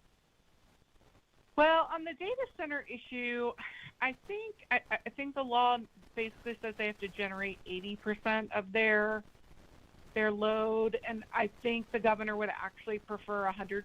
If they would make that change, that would be a huge difference, I think, but that would take some legislative movement. So I think, like I said, we're going to see in the next couple months and next session whether they're really going to take some steps back on the problem they've created. Nikki Kelly is joining us from Indiana Capital Chronicle. Okay, back to the utility consumer counselor. Braun has directed Gray to ease the burden on ratepayers. How can she possibly do this? Because you had mentioned most of this is going to fall on the IURC. Yeah, but they work in tandem. Basically when a rate case comes or when a utility says, comes with a special request to cover expenses for something, the OUCC is charged. They have a whole technical staff and attorneys to kind of show through data why this shouldn't happen. And I think Braun's thing specifically said we need to start looking at shareholder, wins and finally focus on the ratepayer instead of the utility and the shareholders. So part of it is just an approach and a mindset that you get when you pick your own people. And I think he's hoping that will make a difference. Nikki Kelly from the Capital Chronicle is our guest. All right, another story that I thought was interesting. And look, I'm not going to use overzealous phrases like highly fraudulent or trying to manipulate the public. But Todd Rokita and Diego Morales are all in on requesting these names of 585,000 registered Hoosier voters. And they sent this to the federal government to verify citizenship. So before we get into this, because you wrote the article on this, is there any documented cases that you can think of over, let's just pick a number, the past 25 years of coordinated wide-scale voter fraud in the state of Indiana? Not wide scale. There are, of course, examples that have come up over the years. People are human and do stupid things. And there are certainly examples you can find where voter fraud was committed on a, 1, 2, 3 vote kind of level, but not wide scale, no. Because that's what they try to make it out like. They control everything, but yet they still want you to, correct me if I'm wrong, they still are giving the impression that, these elections could be rigged in some shape, form, or fashion by illegal immigrants or untoward voting machines, no do-gooders, right? Am I just misinterpreting what they're saying it seems like on a daily basis about our elections in this state? No, I think that's generally what we've seen from Republicans nationwide, right, is to cast doubt on our election system. And, we've definitely seen that. And they focus a lot on absentee or mail-in votes, even though, again, we've never seen massive problems with that. And Republicans also use mail-in voting to their advantage. They send out the applications to their voters, too, during voting times. All right, so tell us about this lawsuit, because like I said, Rokita, Diego, they're trying to get in some sort of, or they sent some sort of information to the federal government in order to try to verify citizenship status. Then this group, it was the Indiana Citizen, in fact, filed this lawsuit. They tried to get the information. They basically initially told them to bugger off, then told them we'll give you some of the info, but you can only get it in a certain fashion. What's going on? Yeah, so, the Indiana Citizen filed an APRA request, which any, person is allowed to do, asking for that list. The idea being, look, we wanted to be able to, and I think we also asked for it, more than a year ago. We wanted to be able to look at the list, see, if any of these people are truly a concern of voting, or if most of them are probably just people who voted or registered to vote before certain requirements were in law, so they were coming up as not having a Social Security attached or, that kind of thing. And so, but they've refused to give the list of the names, even though they provided it to the federal government. And, the citizen believes that they have not given a proper reason why, which if you withhold something, you're supposed to give a statute and follow the law. And they've been arguing about it since October 2024. And now they've decided to go to the courts and try to get access to it. Because the former public access counselor sided with the people trying to get the information, right? They said, look, the denial of giving people this information is improper, and Rokita and Diego were like, oh, that's cute. Yeah, we'll just keep doing what we're doing. Absolutely. So, yeah, the former public access counselor said you can't deny this. public record, and they've refused. Then they offered, like, well, you can come look at the list, but you can't have the list. You can't take pictures of the list. Like, what do you? Wait. That seems like that's a theme in that office. Wait, Nikki Kelly, you're telling me the Secretary of State said you could see some, look, shady document is kind of a strong word, but you could see it, but you couldn't have any other information with it, and you can't take pictures of it, and you can't bring it with you. Is that what you're telling us? Yeah, and then they retracted that. Oh. The citizen basically said, well, we don't think that's right, but okay, if that, we'll at least take that. And then they retracted that, and then they filed a new, I guess they're asking the new public access counselor, Jenny Ruby. Yes, to basically reconsider the case. All right, find them over at IndianaCapitalChronicle.com. Nikki Kelly, you're the best. Thank you. All right, have a good day. Yeah, you too. It's Kendall Casey on 93 WIBC. Luxury awaits you at Tom Roush Lincoln and Fishers. Come see the full line of breathtaking Lincoln vehicles at Indiana's premier Lincoln dealership. From the moment you arrive at Tom Roush Lincoln, you'll know you've arrived. Shop over 200 new Lincolns in our state-of-the-art family-owned and operated dealership with no pressure. Just the award-winning service and respect you deserve, plus complimentary pickup and delivery for service. Luxury awaits you at Tom Roush Lincoln and Fishers. 93 WIBC Mobile News. On the level, on the go. They're the first state to do this. You've got a mostly sunny sky, 61 in the Circle City, a high of 71 today. I'm Jarrett Lewis. Florida is becoming the first state to drop all of its vaccine mandates. That includes requirements for kids in public schools. Florida's top health officials made that announcement Wednesday, saying it's about a parent's right to choose. Meanwhile, Dr. Susan Cressley, the president of the American Academy of Pediatrics, emphasized the importance of childhood vaccines, saying the move will put children in Florida public schools at higher risk for getting sick. Another ICE detention center is opening in the state of Louisiana. This camp, it's located inside of the Angola prison in this camp that used to be used to house the most violent criminals. The cells were used for solitary confinement. It was shut down and has not been used in years until now. DHS Secretary Kristi Noem and Attorney General Pam Bondi toured the new facility where 51 illegal migrants are already being detained. Fox's Brooke Taylor. This comes as the Florida Detention Center, also called Alligator Alcatraz, was ordered to wind down operations by a federal judge. First Lady Melania Trump is set to host a meeting at the White House today about the AI task force she is putting together. And legendary Italian fashion designer Giorgio Armani is dead at the age of 91. The Armani Group announced his death this morning. I'm Jarrett Lewis on the level, on the go, and on WIBC.com. Lanny went to college and racked up huge debt. A little bit over $100,000.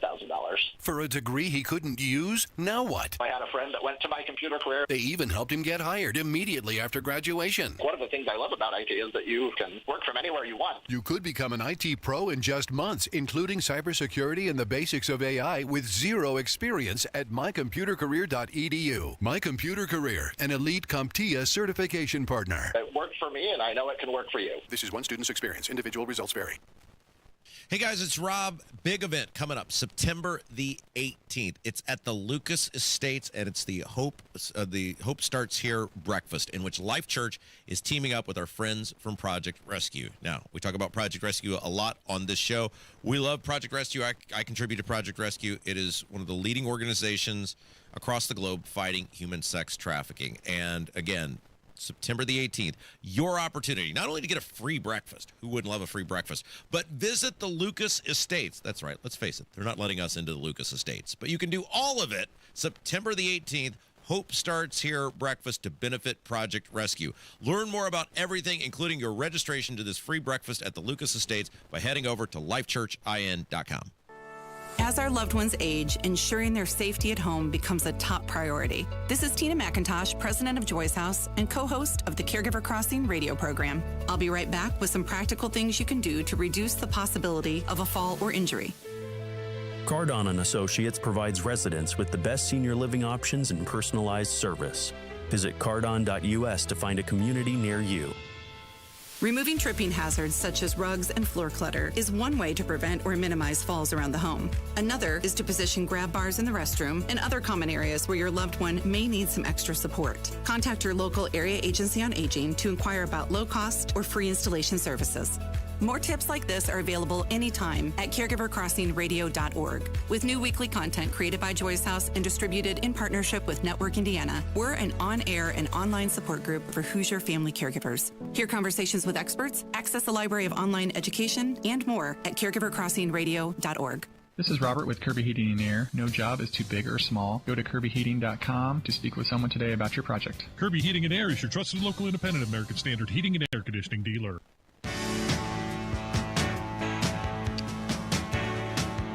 Okay, so we're going to talk about the Epstein stuff, yes, because that was fascinating yesterday, what went on, in which the victims now have spoken to Congress behind closed doors, and then they had the big press rally yesterday. Yep. It's very interesting to me. Yeah, some of the victims were claiming that the government was shielding wealthy, powerful individuals from accountability by keeping all of the documents secret. No kidding. You don't say. I mean, look, none of this makes any sense, right? It's the smell test of none of this makes any sense. And what I mean by that is you have this guy who clearly was involved in some very bad behavior. Now, keep in mind, Epstein, before all this stuff broke, was charged with some very serious stuff before, and then ended up pleading it down and served a very brief jail sentence, I believe. It wasn't like he wasn't on people's radars. It wasn't like this came out of nowhere. This guy was a just evil, horrible human being who did horrible things to young women, and we're just acting like he did it all for himself and no one else was involved, and that's utterly ridiculous. And people say, if you won't come clean on the most basic of stuff, why wouldn't we think the absolute worst? So Massey and Khanna. Thomas Massey, representative from Kentucky, Republican. Ro Khanna, Democrat. Representative from California. Yeah. They're urging the Trump administration to release all the federal files related to this. But Donald Trump and the Speaker of the House, Mike Johnson, they oppose the resolution. And Johnson supports an alternative bill which is focused on expanding the existing House Oversight Committee investigation. Yeah, and this is the thing there. And Trump is not helping, by the way. Trump continues to call this all a hoax. Right. He continues to make it all about himself. And people are looking at this going, dude, it's not a hoax. Epstein was a real dude. He really did some stuff. For you to act like that didn't happen, this is not Russiagate. Like, we know this guy lived. We know there are these women who were victims. We know it wasn't just for Epstein's own personal pleasure. And for you to say it's a hoax, people are like, one, totally disrespectful, totally heartless, and you come off as a complete ass because you're saying this because you're somehow linked into it. Not linked into it in the sense of he was doing any abusing of women, but linked into it in the fact that it is clear that there was some relationship between Trump and Jeffrey Epstein. There's a couple clips that I want to play for you. The first one is the attorney for the Epstein victims saying that Donald Trump actually helped his clients back in 2009. I'll go first and then I'll let them. They're much more important than me, but I don't understand why it's a hostile act. I can tell you that I talked to President Trump back in 2009, and several times after that, he didn't think that it was a hoax then. In fact, he helped me. He got on the phone. He told me things that were helping our investigation. Now, our investigation wasn't looking into him, but he was helping us then. He didn't treat this as a hoax. So at this point in time, I would hope that he would revert back to what he was saying to get elected, which is, I want transparency. This about face that occurred, none of us understand it. In fact, I don't understand how this is an issue that's even up for debate. How do you not stand behind these women after you've heard their stories and know that hundreds of them were abused, and it was only because files are being kept in secrecy? The world should know who he is, who protected him. Okay, I've said this before, and this is the perfect example. Donald Trump is basically Michael Scott from The Office. Like, he's a real Michael Scott. You ever watch The Office? So most people, I'm sure, have that are hearing my voice, just in case you can't. Steve Carell played this they call it a mockumentary type deal where it's a comedy, but there's no laugh track. And Steve Carell played this just wacky guy that ran a paper company. And one of the things about the Michael Scott character is he was so incredibly self-absorbed, but yet almost naive or unaware to the nauseating way that he was self-absorbed. And there's an episode where Michael Scott accidentally he makes bacon for himself every morning in bed, but he's too lazy to leave the bed, so he plugs in his George Foreman grill next to his bed, and he accidentally steps on the grill and burns his foot, and he makes it out to be this he's suffered third-degree burns in a fire or something, and the reality is they're like, just put some cream on it, it'll be fine. But he's hobbling around on crutches. He's got his feet all wrapped up. And in the same episode, Dwight, who's his assistant, suffers a serious head injury while going to check on Michael, and they have to take him to the hospital. Well, Steve Carell, who this guy Dwight is supposed to be like his best good buddy, is so inconvenienced that he has to go help his friend. And then when they get to the hospital, they do what's called, is it the CAT scan to see if there's any head injury? CT scan or an and MRI. while he's there, he's trying to put his foot in the CAT scan machine, because despite being told by multiple people this is not an issue, it's just a small burn, it'll be fine, put some cream on it, you'll be okay. He's so absorbed with himself. Everything is about him. And this is Trump, right? Nobody's saying, no reasonable person is saying that you were on Epstein Island. We've kind of moved past that. I think that's been, even these women refuted, hey, nobody did anything with Trump. It's all been, you're in the clear. And instead of looking at that going, hey, I didn't do anything, let me help you however I can, because he's implicated from the standpoint of his relationship with Epstein. Yeah. Not that you did anything nefarious with these women or abuse young girls or anything, but he's so self-absorbed he can't stand any sort of criticism, which the criticism is, hey, you were kind of palling around to some degree, allegedly, with a pretty rotten dude. Yeah. He has to make everything about him. He's Michael Scott sticking his foot in the CAT scan machine, and he just can't stand the fact that he is in any way looks bad. And so he's being an obstructionist and totally demeaning these women and these serious things versus just being a helper and being done with it. He's gone from release the files and a campaign promise to now it's a total hoax. But as you mentioned, some of these victims said, no, Donald Trump was not there doing anything bad. I do have to ask, and I know, and it's just something that I think we're compelled to at this moment, with the attention on President Trump, with these questions around a pardon. Did anybody see or hear of the president himself doing anything inappropriate as it related to Jeffrey Epstein? No. Yeah. So it's that. And then somebody said this in the YouTube chat, and they're right.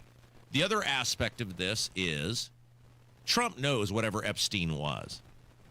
And by the way, because the government won't come clean on what he was, there is no theory that's too extreme. Some people want to demean people if you say, he was connected to Mossad or whatever. Well, to those people, why won't the government just tell us what he was?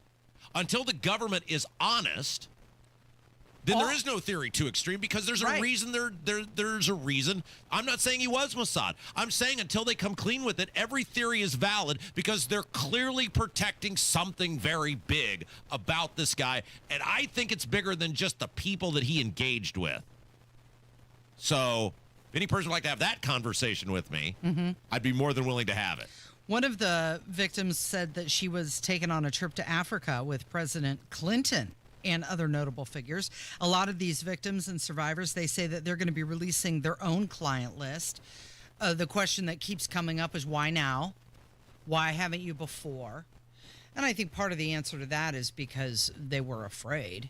And nobody believes they feel anything like maybe now now anyway. They'll get more protection. No, nobody. The problem, Casey, now is there have been so many deceptions, so many what are perceived as lies. Nobody's going to believe whatever you show them anyway now. Everybody believes there's something massive here, and until that massive thing is revealed, they're just going to assume you're still hiding things from them. Right. You're still covering something up. All right. Hammer's next. It's Kendall and Casey on 93 WIBC.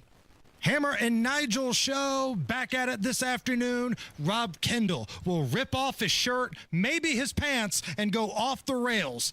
Let's hope it's not the pants. Ain't nothing gonna break my stride. Nobody gonna slow me down. Don't let pneumococcal pneumonia break your stride. If you're 50 or older, you're at increased risk. So be proactive with Capvaxive pneumococcal 21-valent conjugate vaccine to help protect against invasive pneumococcal disease and pneumonia caused by certain types of pneumococcal bacteria. Capvaxive helps protect against the strains of bacteria that cause about 30% more IPD cases than any other pneumococcal conjugate vaccine in adults over 50, according to national-level CDC stats. Regional variations may exist. Don't get Capvaxive if you're allergic to the vaccine or its ingredients. Tell your doctor if you have a weakened immune system. Common side effects include injection site reactions, feeling tired, headache, muscle aches, and fever. Capvaxive does not protect against all strains. For more information, call 1-800-927-8888 or visit capvaxive.com. Ask your doctor or pharmacist about Capvaxive. Need help paying for your Merck vaccine? Visit merckhelps.com. Sponsored by Merck. Hey, ladies, are you interested in self-protection but don't know where to begin, or maybe you're too nervous to enter the gun store alone? Well, let me introduce you to Premier Arms. They're more than just a gun store. Premier Arms is a supportive community dedicated to empowering women. They have a friendly, educated staff, and they'll provide personalized guidance, ensuring you feel confident in your firearm choice. It's Casey Daniels letting you know Premier Arms is where female gun owners are supported. Call them today, 317-858-3030. Zillow ranks Indianapolis number 2 among 2025's hottest markets. Home values have risen and are holding strong. Now is a great time to sell. Hire the team with proven systems to maximize your equity. Sell your home with Mark Dietel. Perhaps you're worried you need costly repairs or upgrades to sell your home. Mark Dietel guarantees your home sold at a mutually agreed upon price and deadline, or he will buy it. Listen to what Luke and Emma in Franklin had to say about working with Mark Dietel. We began building our new dream home, and we needed to sell our old place at a great price to pay for it. The Mark Dietel team made it easy with multiple offers in the first weekend and closed in 25 days at the price we wanted.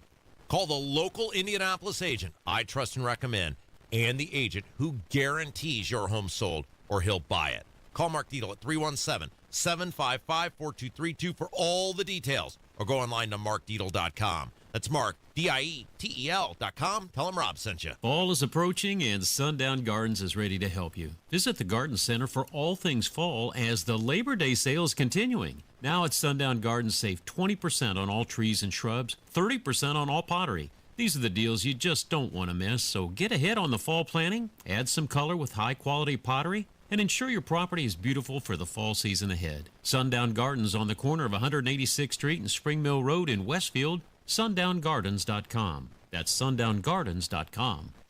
Now that Labor Day's over, it's time to switch out summer outfits for new fall looks and head into the season in style. Shop Macy's today for the latest fall trends from top brands like ruffled skirts and barrel leg bottoms 25% off, and men's suits for every occasion from Tommy Hilfiger, Michael Kors, and more 50 to 75% off. Plus, find signature scents from Yves Saint Laurent, Valentino, and so many others. So hurry in now and refresh your fall wardrobe at Macy's. Savings off already reduced prices. Exclusions apply. If you stopped paying your financial advisor, would they still be your friend? A different look at retirement planning with Greg Ayler. Sunday mornings at 7 on WIBC. Join Tony Katz Saturday, September 13th from 3 till 7 p.m. at Premier Arms. Enjoy free food, drinks, and mystery bags, plus live and silent auctions, all to benefit veteran suicide awareness. Don't miss this great cause and a great time.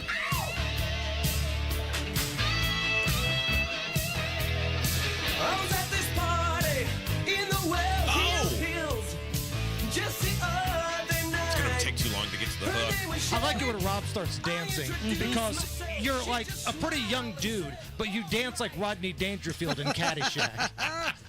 We need to do another wedding where we get Rob out on the dance floor. You and I were. That's Jason Hammer, by the way, from the Hammer and Nigel show. You and I were. Let's dance. You and I were texting last year. We went to that wedding. We said, look, we've been doing weddings for years. You obviously more than I, but sometimes I was your evil assistant. Wedding DJ. Yeah, as a wedding DJ. And we said, we just want to go to a wedding. Invite us to your wedding, and we'll try to come. We're just going to hang out. Right. We're going to bring a gift. Yeah. But, we want to eat your food, drink your booze, and mingle with everybody and have a good time. Yeah, and we went to a wedding. Where was that? It was on the state line somewhere. Was it where was it that we It was went? at the state line. It was close to the state line. You guys had a good time. We had a good time. Don't yeah. even know where you were. Well, I kept trying to remember. I go so many places, right? It was the day of the IU-Michigan football game. That's right. And they had the game on the screen That's right. somewhere in the They did. facility. Yeah. But you said you'd like to do that again this year. I think it'd be fun. So if you are having a wedding coming up sometime in the near future, I know my Saturdays, I've got a couple of weekends where I'm traveling, but Rob never does anything. So if you have a wedding coming up in even September or October, and you'd like Rob and I, and Casey, if you want to come too, to crash your wedding, we will bring a gift, but we're going to do all the wedding stuff. Yeah. We're going to talk to everybody. We're going to get on the dance floor. Rob might even mix some drinks, some cocktails. I'm not working.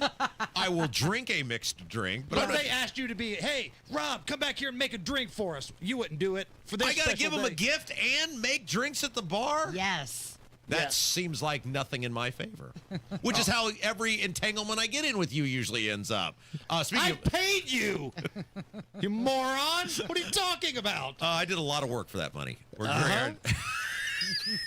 I did a lot of work for the money. Yeah, I really did nothing. Rob's here.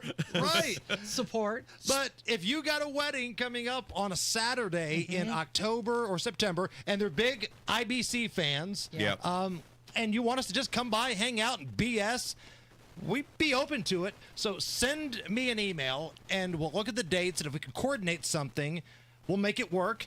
Hammer and Nigel at WIBC.com. All right, very good. Okay, football starts tonight. NFL football starts tonight. Yes, it is on. We got the NFL season back tonight. We will have a new gambling podcast coming out right around 1 o'clock this afternoon. It's the NFL edition of the Degenerates Next Door. Anywhere you get your podcasts, I know that's like the thing you have to say, right? But it's available anywhere. Yeah. Anywhere you get a podcast, subscribe. Degenerates Next Door. Rob and I, we crunch the numbers. We use AI math. We get everything together. And we also work with 2 professional gamblers. And we make them give you free plays. So our game of the week this week, by the way, that everybody's picking is the big one, the Sunday night game, right? yes, the Ravens at the Bills. Ravens at the Bills. We and always then- make our game of the week the biggest game and a game people actually want to watch. That's right. And then you and I both take an additional game. You're Mr. Thursday night. I'm Mr. Monday night. Correct. I get the joy of the Bears and the Vikings. Hey. Thanks for that. Listen, I don't want to give too many things away, but had that not been the Monday game, it would have been one that I would play. Yeah, so I basically stole your bet. It's fine. It's fine. I've got action tonight. Big point spread. Cowboys are getting 8.5 at Philadelphia. That's a lot of points. Taking on the Eagles. The Eagles. It's a lot of points. It's a lot Nasty of rivalry. points. But I will have a play on that and a couple different prop bets that you can make tonight as well. And when we drop the new podcast, all your favorite segments are back. We will do the prop shop, Mr. Monday Night. Our professionals are each going to pick the game of the week and a game of their choosing. And again, follow it on the Twitter accounts. We're trying to grow that out a little bit. So if you have Twitter, X, whatever you want to call it, at Gambling Stuff. Yeah, and think about, look, I've always reasoned sports betting like this. If you got some self-control. Now, you have no self-control. None. But if you're, and Zero. the other 2 guys, the pros, have no self-control No. either. But for people like me, let's say you bet $5. Yeah. Where else are you getting, even if you lose, 3 hours of entertainment For $5. for $5? Yeah. I mean, Right. if you do 2 college games, 2 pro games, that's 12 hours of entertainment. The max you could be out is $20 if you lost all your bets. If you had the worst gambling day ever, you're out $20 if you bet like Rob. Now, if you bet like me, you may be out a little bit more money. A little bit more. No risk, no reward, Rob. Has your wife ever gotten angry at you for losing a bet? Have you ever bet so much that she got angry at you? It's cute when new married people try to give me a lecture. Rob, you're going to learn this as you get older. It's about leverage, right? I'm willing to let all of these Amazon purchases come to my house. All of these trips to the spa and the nail place. I say go ahead, look beautiful, buy your stuff, but I don't want to hear a single word when I'm betting on Western Kentucky and Toledo this weekend. Because that's the guy with the name, right? Maverick McIver.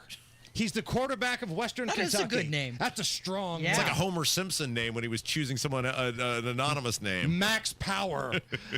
Maverick MacGyver. What an awesome name to be a college quarterback. Like, if you can't get chicks with that type of name on campus, or if you can't get it done, there's no hope for the rest of us if that dude can't get it done. Yeah, you know, you make an interesting point, because life, like, what a head start in life you get if you get a cool name. Now, you get stuck with, you know, Thurston Howell or Hugh Janus. Harrison Wayne. Right. I was high school class president, and I used to have to go to all these, like, events, you know, back in the day.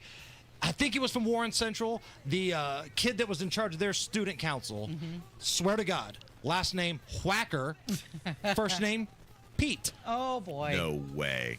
Oh, yeah. And if you go by the full name, he becomes Peter. Yes. Last name. So bad you can't even say it.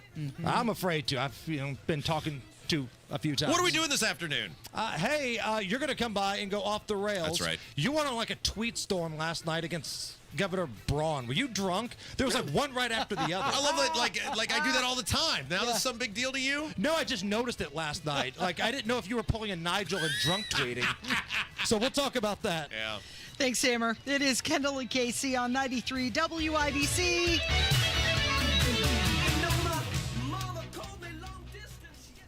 All right, let's see here. Derringer, a couple old Colts. What's this, a Glock? What's that, Harvey? You can't read the clock? Well, you dumb bunny. I said Glock, not clock. Folks, I'm going through my old shooting irons here, looking to see what I might be able to sell down at the Indy 1500's Big Gun and Knife Show down at the State Fairgrounds this weekend. Let's see now, where was I? Oh, yeah, Ruger, another Glock. What do you mean, what's a Glock? Now, Harvey, you know what a... What do you mean all guns look the same? Harvey, come here. Now pick up that shotgun there. All right, now pick up the Glock there. Now see, now can't you tell the difference? Now, Harvey, be careful. That gun is... Excuse me, folks. I think I need to take old Harvey to the eye doctor. Looks like he's come down with a case of glaucoma. Celebrity voice and imaginary character impersonated. The Indy 1500 Gun, Knife, and Outdoor Show this Friday, Saturday, and Sunday at the State Fairgrounds. Garage door problems? Call today for service today. Garage Doors of Indianapolis services all makes of garage doors 24 hours a day, 7 days a week. Call today for service today. 875-4577. Call today for service today. Get it fixed right now. Call Garage Doors of Indianapolis at 875-4577 or visit doorstoday.com. In the morning, call 875-4577. Service today. Today. The Attorney General's office wants to put your money back in your pocket. Visit indianaunclaimed.gov and search for yourself, your loved ones, or your business. It's fast, easy, and free. Join us every Friday right around 5:50 for Beer Sample Friday. Brought to you by Thompson Furniture and Mattress in Columbus, home of free delivery within 75 miles of their store.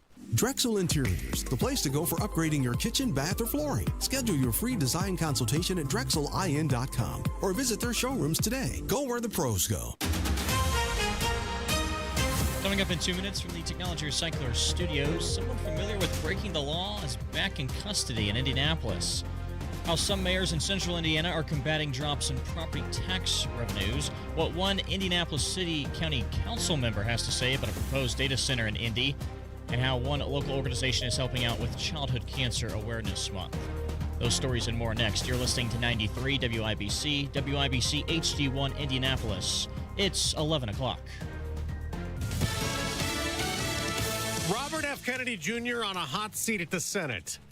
I'm Dave Anthony, Fox News. The United States is in the midst of a health care calamity. Democratic Senator Ron Wyden called for the Health and Human Services Secretary to resign or be fired over the removal of the CDC director last month and vaccine policy changes. Robert Kennedy has elevated conspiracy theorists, crackpots, and grifters to make life or death decisions about the health care of the American people. Kennedy pushed back, making his Make America Healthy Again agenda important. 76.4% of Americans now have a chronic disease. This is stunning. Saying changes are necessary at the CDC after COVID. When its disastrous and nonsensical policies destroyed small businesses, violated civil liberties. And Kennedy added, and the people at CDC who oversaw that process, who put masks on our children, who closed our schools, are the people who will be leaving. President Trump's talking again today with Ukrainian President Volodymyr Zelensky as the war with Russia keeps raging, and he keeps trying to set up direct talks between Zelensky and Russia's leader Vladimir Putin. Now, the president also had a call today with European leaders after they and Zelensky met in Paris for continued talks on security guarantees for his country once the war with Russia ends. White House Special Envoy Steve Witkoff was part of that meeting. President Trump has ruled out U.S. ground troops in Ukraine as part of a peacekeeping force, but has left open the possibility of U.S. air support. Fox's Jared Halpern at the White House. France's president just said 26 countries have pledged troops for what's called a reassurance force for Ukraine. It's the first day of school in New York City where kids now have to put cell phones away under new law. Governor Kathy Hochul told students at a Brooklyn school this morning, "You're going to be smarter because you'll be paying attention more in school. Your teachers will have a better experience teaching you and making connections with you." New York's among more than 30 states with cell phone bans or restrictions in schools. America's listening to Fox News. 93 WIBC Mobile News. On the level, on the go. Putting him away for his attacks. Nothing on your radar. A sunny sky at 62 in downtown Indianapolis. 70 is the high. I'm Jarrett Lewis. Here's what's trending at 11:02. An Indianapolis man with a lengthy criminal record is back behind bars. Ryan Hedrick has more. The FBI and IMPD said they arrested Larry Durson Jr. on charges ranging from strangulation to attempted rape and kidnapping. This case involves two separate attacks along Monon Trail last month. Vicky and her husband Dan own a business right across the street from where the attacks happened. Oh, I think it's a shame. I worry about these women out here on the trail, and like Dan said, when they're alone, I very much worry about them. In one incident, police say Durson was attacking a woman when police stepped in to help. Ryan Hedrick, 93 WIBC Mobile News. A multi-vehicle crash leaves one man dead and two others injured. IMPD says the man was behind the wheel of an SUV heading south on Madison Avenue when he lost control, crossed the center line, and hit a pickup truck. The man died later at the hospital. An investigation is now ongoing. Central Indiana mayors say they're doing everything they can to avoid laying off city employees, even as property tax revenues drop. Anything that we don't cut now or minimize in spending in today's world for 2026, it's going to hit us harder in 27 and 28. So we're trying to look at every budget, every department. Beech Grove Mayor James Kaufman told Wish TV the city could lose about $500,000 next year because of the state's new property tax law. District 4 Indianapolis City County Councilor Nick Roberts is one of over a dozen on the council not backing a proposed Google data center for Franklin Township. So after giving it a lot of consideration and weighing all the facts and the input from the community over the last few weeks, I will be opposing Google's proposal for a data center here in Indianapolis. Roberts said that in a video posted to social media Wednesday. At least 16 members of the council are also opposed to the center, which would only bring about 50 jobs for Google. And September is Childhood Cancer Awareness Month. Nationwide, every year it's about 15,000 children and adolescents that are diagnosed with cancer. Riley is the only nationally ranked oncology and hematology program in all of Indiana. So 80% of pediatric cancer diagnoses are treated at Riley. That's Christina Griffiths from AAA Hoosier Motor Club. They are teaming up with the Indianapolis Indians to raise funds for the Riley Children's Foundation for Cancer Research. I'm Jarrett Lewis. On the level, on the go, and on WIBC.com. If you suffer from burning, tingling, or numbness, pay special attention as we discuss neuropathy with Dr. Matt Schulke, chiropractic neurologist and board certified in neuropathy. What is neuropathy? Neuropathy is nerve damage in the feet or hands. What are the symptoms? The symptoms are numbness, burning, tingling, pain, and loss of balance. Is neuropathy treatable? Absolutely, and we get amazing results. If you have burning, tingling, numbness, pain, or balance issues, call Dr. Schulke today for a free nerve damage screening. This screening will tell if you're at risk for serious complications and if you're a candidate for their specialized treatment program. Don't wait until your symptoms are so severe nothing can be done. End-stage neuropathy leaves people confined to walkers, wheelchairs, even amputations. The first 10 callers will receive a free nerve damage screening. Simply call 463-400-3338. Act now. Call 463-400-3338 for your free nerve damage screening. 463-400-3338. This hour on 93 WIBC is powered by Kirby Heating and Air, your American Standard air dealer, serving Hendricks and surrounding counties.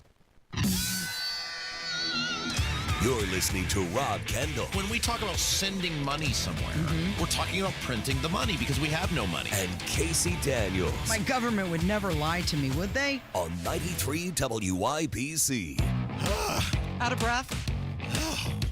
I love it when the news is playing. You disappear down the hallway.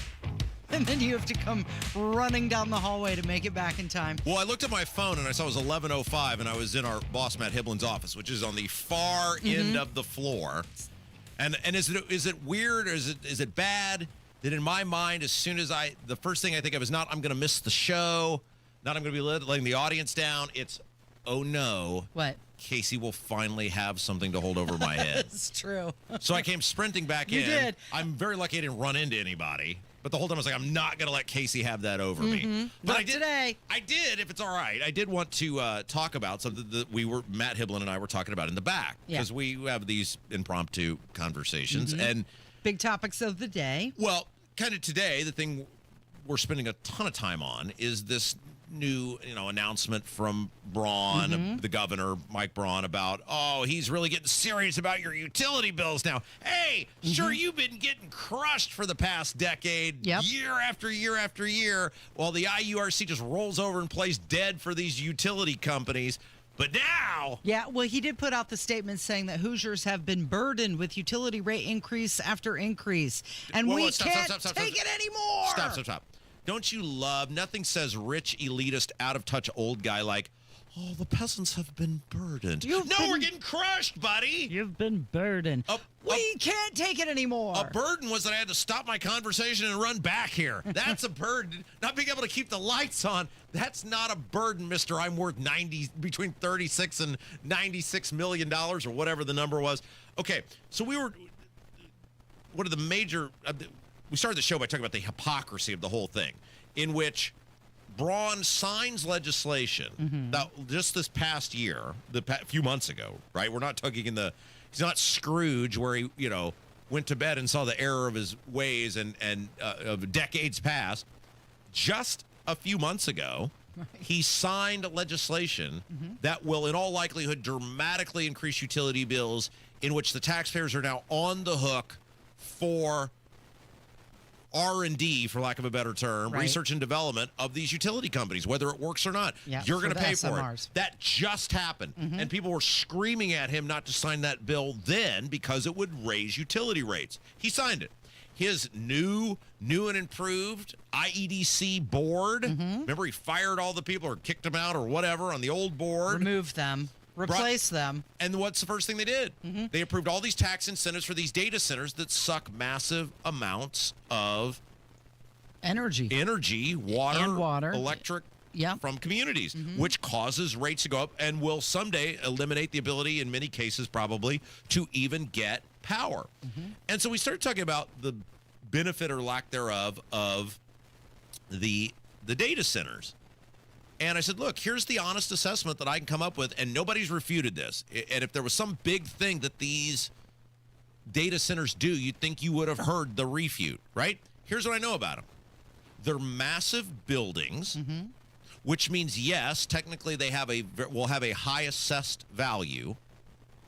However, for at least the first 10 years, that value is largely deflected based on the fact that these individual communities are giving them property tax abatements. Now, it's my understanding they're eligible to come in for a new round of abatements, too, on top of that. They provide no substantial employment or high-paying jobs of any sort of large scale. I mean, it's usually like 30 to 50 people are going to work in these data centers. They use massive, as we said, amounts of resources, your water, your electricity, which is in limited supply. And most importantly, they get huge, in many cases, financial incentives from us, the taxpayer. And other than the value of that building, I see no benefit to the community because there aren't jobs. It's lifeless. It's not like it's going to attract somebody or something else to your area. So what is the actual benefit other than the value of that building? And if the property taxes in Indiana are collected by local municipalities, this is why when Mouthy McGee over there keeps talking about Lebanon and all the Leap District. How does that benefit me? Mouthy McGee being Matt Gentry, the mouthy mayor of Lebanon. Like, yeah, for the city of Lebanon, it's probably going to be great for all the property taxes you guys will collect. I don't live in Lebanon. What does that do for me? Why am I subsidizing the growth of Lebanon? So the same thing here. All these data centers, why is my tax money being confiscated and then given to these data centers who, other than the building and the assessed value of that building, which it'll take decades for that to pay off and pay to fruition. Look, I'm 40 years old.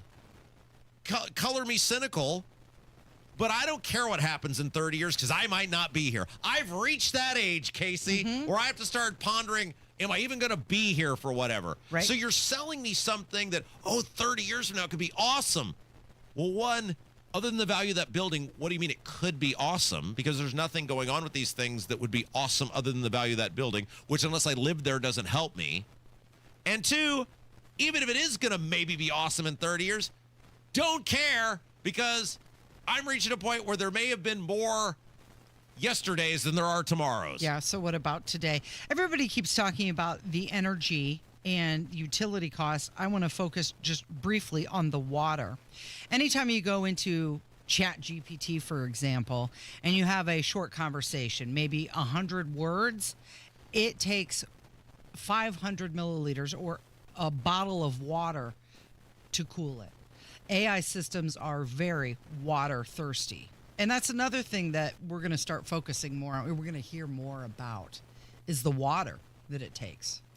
So then we got to the conversation about growth. And one of the things that's happening, I know one community where this happened, because I've talked to people who live there, is there is a proposed data center.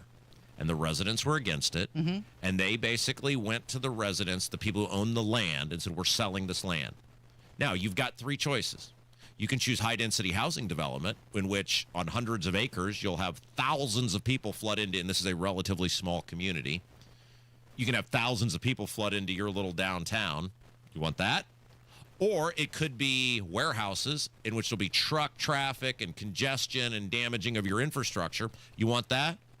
Or we can give you this data center who, while gigantic and lifeless, has a relatively small impact on your community from the standpoint of it doesn't take much other than from the, obviously, natural resources, et cetera. But in terms of disrupting people or the roads or whatever, and the people were like, well, I guess if those are our three options and the government won't stand up for us, I guess we'll take the third one because it'll have the least amount of impact on us in the community. That's the way they're selling these things now in some cases to people. What's the least offensive? What's the least one, right? That's a horrible way to live. And so then it came back to the conversation about growth. And this is the question I ask all the time to the Mensa members who run Warehouseburg, where I live on the west side, and I never get an answer. My property taxes have never been higher.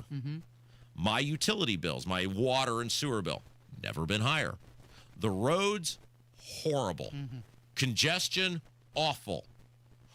As a lifelong resident of this town, who I'm not saying just because of me, although it's a great selling point that Rob Kendall lives there, but as a lifelong resident of this town, who along with many other people lived a certain way and kept the town up a certain way and put into the town a certain type of thing that made it a place people wanted to come.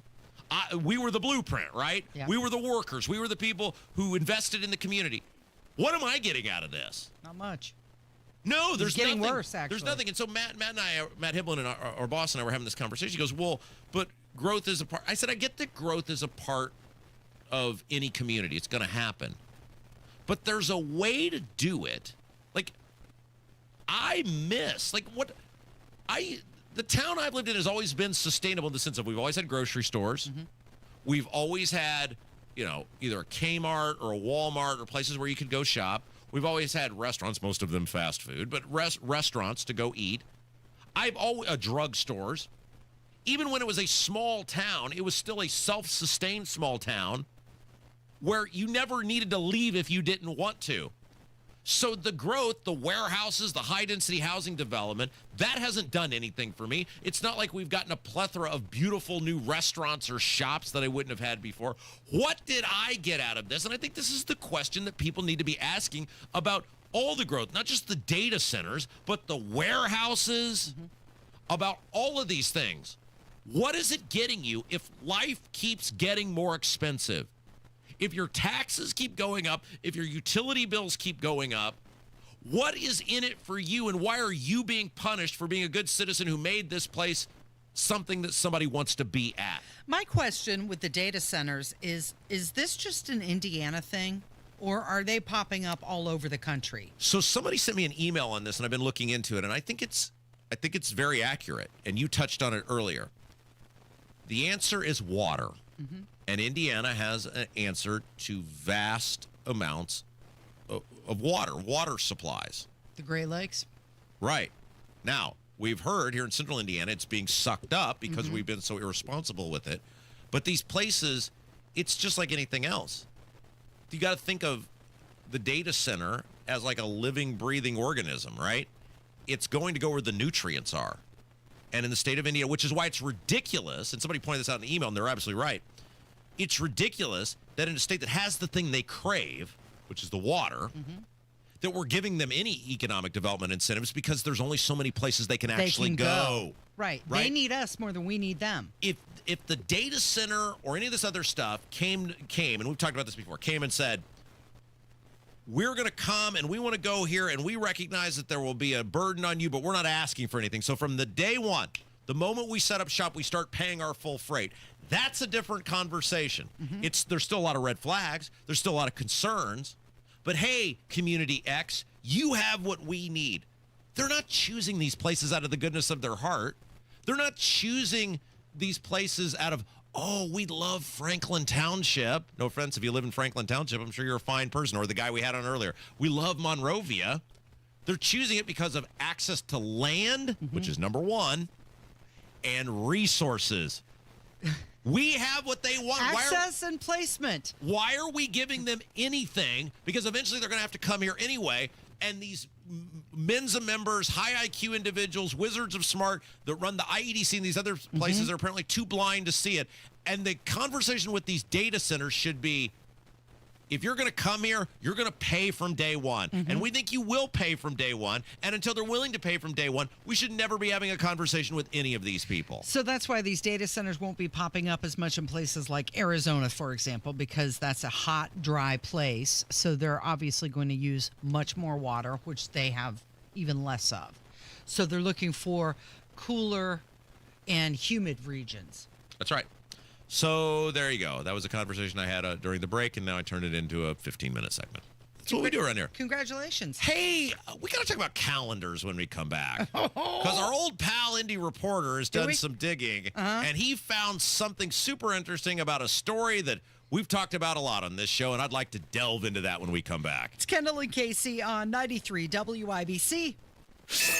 Sun's up, the coffee is brewing, and Tony Katz is your morning information barista. Tony Katz, good to be with you. Clarity. We're not interested in having this debate. We're only interested in honestly addressing the issue. Context. We should not present this in any other light. The objective is the destruction of Western civilization. And a little caffeine. Only the Constitution should rule. Tony Katz in the Morning News. Weekdays 6 till 9 on 93 WIBC. Let's go!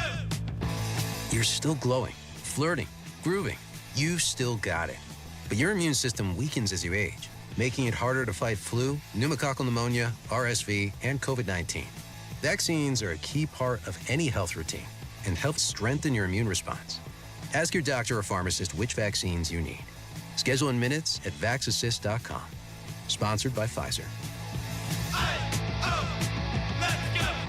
Luxury awaits you at Tom Roush Lincoln & Fishers. Come see the full line of breathtaking Lincoln vehicles at Indiana's premier Lincoln dealership. From the moment you arrive at Tom Roush Lincoln, you'll know you've arrived. Shop over 200 new Lincolns in our state-of-the-art family-owned and operated dealership with no pressure. Just the award-winning service and respect you deserve, plus complimentary pickup and delivery for service. Luxury awaits you at Tom Roush Lincoln & Fishers. This is Joe Cordell of Cordell & Cordell. Serving in the military requires great sacrifices, not just for one's country, but also for one's family.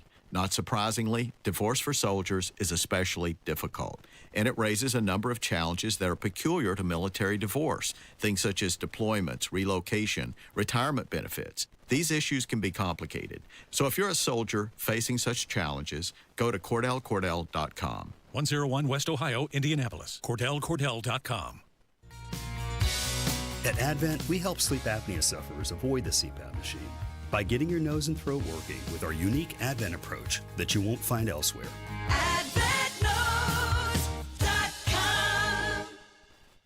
Drexel Interiors, the place to go for upgrading your kitchen, bath, or flooring. Schedule your free design consultation at DrexelIN.com or visit their showrooms today. Go where the pros go.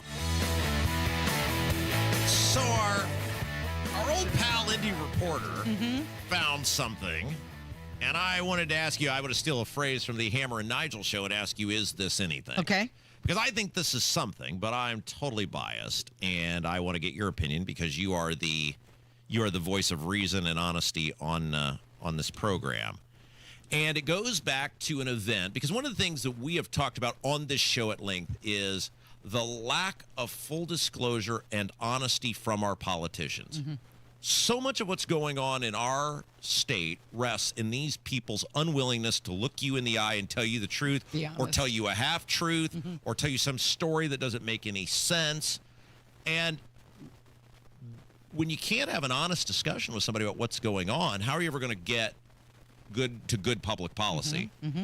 Like, if you can't trust them, how can you ever engage in good faith in anything in a conversation? Yeah.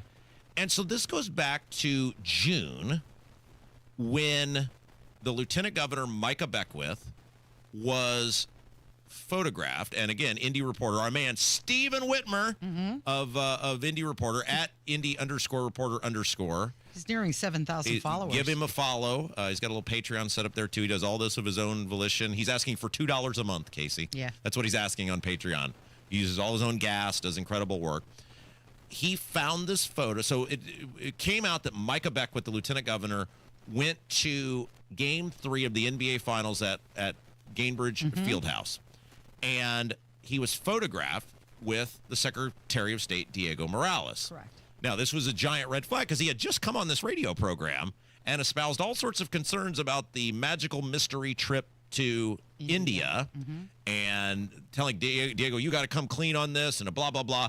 And then he was apparently so concerned about it that they palled around at the NBA Finals game. It's okay. Red flag number one. All right. Check.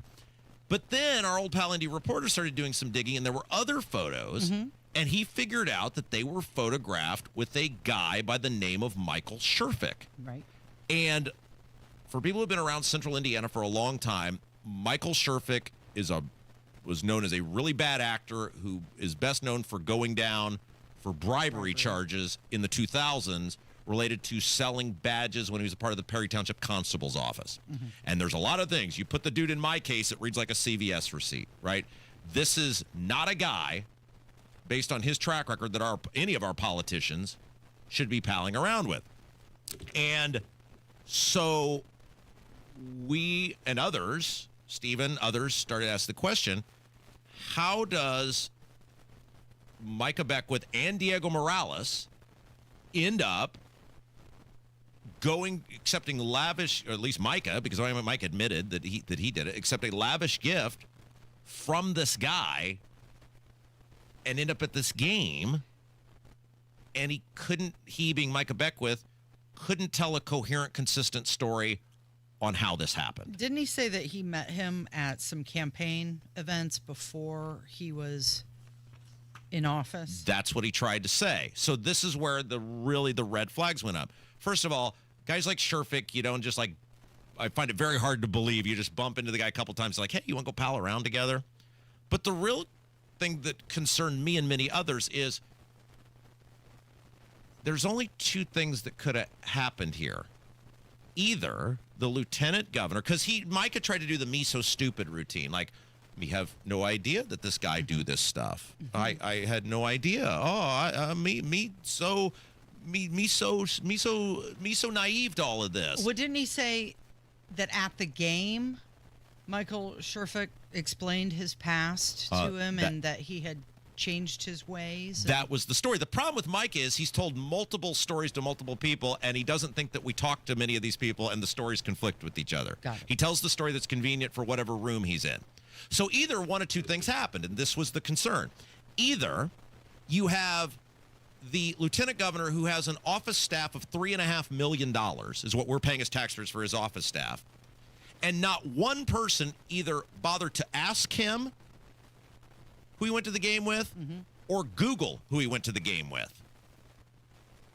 Which I find that very hard to believe, having worked in a statewide office before for the state auditor, that nobody was like, hey, you're getting a pretty lavish gift in the high hundreds of dollars probably in value to go to that game. Who you going with? What's his name? Really? I've never heard him before. Why don't we look him up and see what's going on? It ain't hard to find. We're either led to believe that is what happened, that you have the number 2 person in the state of Indiana, the number 2 office holder in the state of Indiana, going to a lavish event with some guy, and nobody's checking on him. Nobody cares enough about the lieutenant governor to check who the people are he's palling around with. Or they knew who it was, and he wanted to go to the game with Diego and this dude, and they were just like, okay, screw it. That seems like a good person for you to go pal around with. Like, can you think of a third option here on what it could have been? I would think for security purposes alone, they would be curious. Exactly. And I've worked at a statewide office, and I've helped run the calendar, and I've never seen where when someone's going to an event with someone, they don't list who the person is. And look, if you think it's cool that the 2 and 3 in our state, Diego and Micah, are running around with the dude who went down on federal bribery charges, and his record on top of that reads like a CVS receipt. You can look it up in my case, or I believe Nouveau had an article about it once upon a time. That is a massive concern, especially when the charge was bribery. For the 2 and 3 in our state, and then to not be able to tell a coherent story about it. So what our old pal Indy Reporter did is he sent a public records request in for the calendar. Right. What did the office know? Everybody in that office, because the way the calendars work is all the main people usually can see a calendar. So at any time, if they get asked, hey, can so-and-so come to my event? Can so-and-so appear to speak at this thing? Can they can have a meeting with a lawmaker? They can just instantly pull up the calendar and go, okay, October 3rd, 11 a.m. Okay, it looks open. Let me check. I'll get back to you, blah, blah, blah. Or they'd say, no, it's not going to work. They're going so-and-so, so-and-so. Okay, thanks. Cool. So Stephen submitted a public records request for the calendar, for that day. Do you have that in front of you, Casey? I do. Okay, can you tell me what it says on that calendar for that day? Well, on the top it says LG Micah Beckwith, and then the date, Wednesday, June 11th, 2025. And it looks like at about 8:45 is when it's placed for the time slot. It says NBA Pacers playoff game 3, Gamebridge Fieldhouse, 125 South Pennsylvania Street, Indianapolis, Indiana, 46204 USA, from 8:30 until 11:30 p.m. It's blocked off. What's missing? Who he's going to be there with. Can you say that again? What's missing? Who he's going to be there with.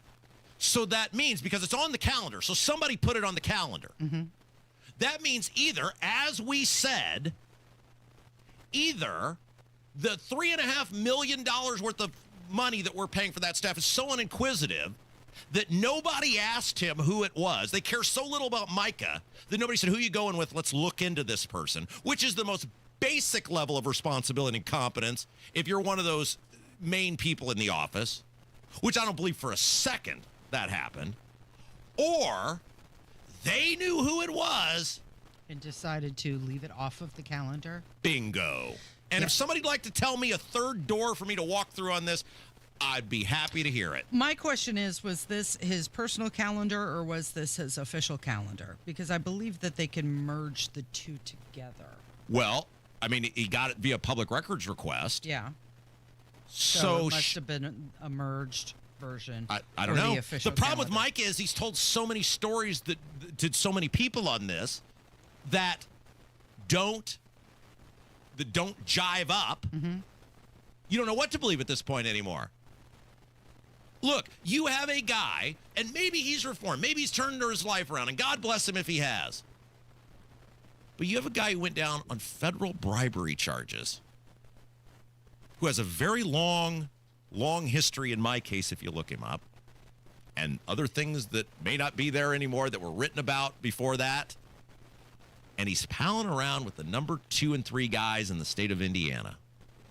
After the lieutenant governor just expressed on our show great concern about Diego Morales. Everyone should be concerned about this. And the fact that Micah cannot tell a coherent, consistent story on how he ended up at that event with these 2 people, that's a giant red flag. Great work by the Indy Reporter, by the way. Great work by all the people. Everybody go follow the Indy Reporter account. That's the stuff they do every single day at Indy_Reporter_. It'll be the best follow. Consider helping them out. They do awesome work. By the way, I did see, it looks like that the lieutenant governor is back in town. Oh. We were told he went to Poland for quite a while. Is that where he was? Well, that's what we were told. Okay. By somebody from church said he was in Poland, which is fine. I'd like to know what he was doing in Poland. It's weird he didn't post anything, if indeed that's where he was, about what he was doing there, because there was basically like a week or more of no verifiable photos or whatever, so that would be interesting to know. But anyway, just wanted to say great work on that, and that's the latest on Calendargate. It is Kendall and Casey. It's 93 WIBC. 93 WIBC Mobile News. On the level, on the go. Overwhelmingly against it. I'm Jarrett Lewis. Here's what's trending at 11:30. 16 members of the Indianapolis City County Council now say they oppose a Google data center in Franklin Township. Among my top reasons for deep concern about the project is the impact this might have on electricity rates and water usage in Indianapolis, which already happened with a lot of data centers all over the country and in Indiana. That's Democratic Councilor Nick Roberts. The center would only create about 50 jobs. A power outage leaves more than 3,000 Indiana-Michigan power customers without electricity this morning in Fort Wayne. City leaders are canceling plans for a roundabout at 116th Street and Allisonville Road in Indianapolis and will keep it as a 4-way junction. The Powerball jackpot is now at $1.7 billion as there was no winner from last night's drawing. And happening just last hour, the Indiana Fever breaking ground on their new $78 million sports performance center. I'm Jarrett Lewis on the level, on the go, and at WIBC.com. Woohoo! Hear that? That's what having fewer hot flashes and night sweats can sound like. Veoza is the #1 prescribed hormone-free treatment FDA approved for moderate to severe vasomotor symptoms, also known as hot flashes and night sweats, due to menopause. Veoza can cause serious side effects, including liver problems. Your doctor will do blood tests before and during treatment. Stop Veoza and call your doctor if you have symptoms of liver problems, such as feeling more tired than usual, decreased appetite, nausea, vomiting, itching, yellowing of the eyes or skin, pale stool, dark urine, or stomach pain. Don't use Veoza if you have cirrhosis, severe kidney problems, kidney failure, or take CYP1A2 inhibitors. Ask your doctor about Veoza. To learn more, call 1-866-239-1637 or go to Veoza.com. That's VEOZAH.com. Paid for by Astellas Pharma.